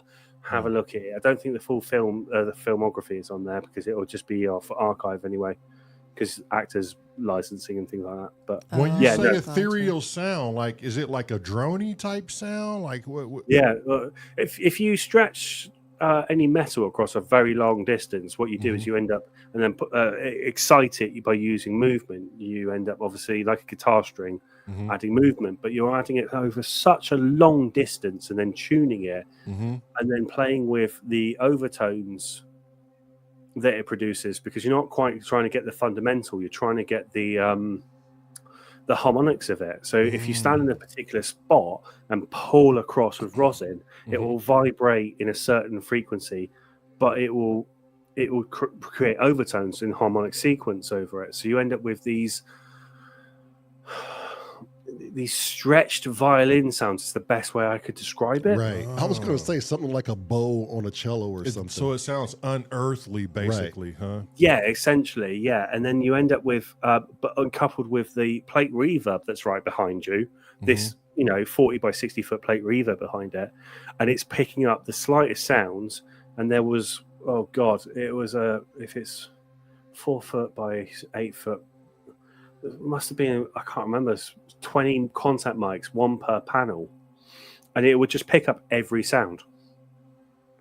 Yeah, it was mental. Wow, that's crazy. There's no video of this, Daryl? Yeah, I'm trying to look for it, and I don't see it. Yeah, I don't know if there was only a video. I was only ever on the live side of things, because I was the live sound engineer.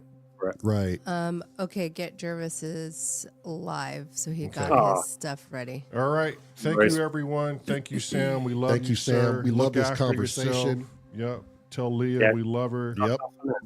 Thank you to the S.O.R family for showing up. We're all headed over to get Jervis. We'll see you tomorrow at whenever we get back. Hardware Jams is Whatever done. Hardware Jams is done, we'll be on. I have no clue. I think we've got 31 submissions. Well, there you go. That's a lot. Smokes. We might go on a little earlier, but or we might go on a little later. Yeah. It depends. We're used to going on late. So. Yeah. Yep. Those of you who want to join in. If you're asleep, you're asleep. Yep. No hard feelings. We love you all, and we'll see you tomorrow. Thank you, Panda. Thank you, Panda. Thanks, Panda. Thank you. Bye, everyone. Peace. Bye.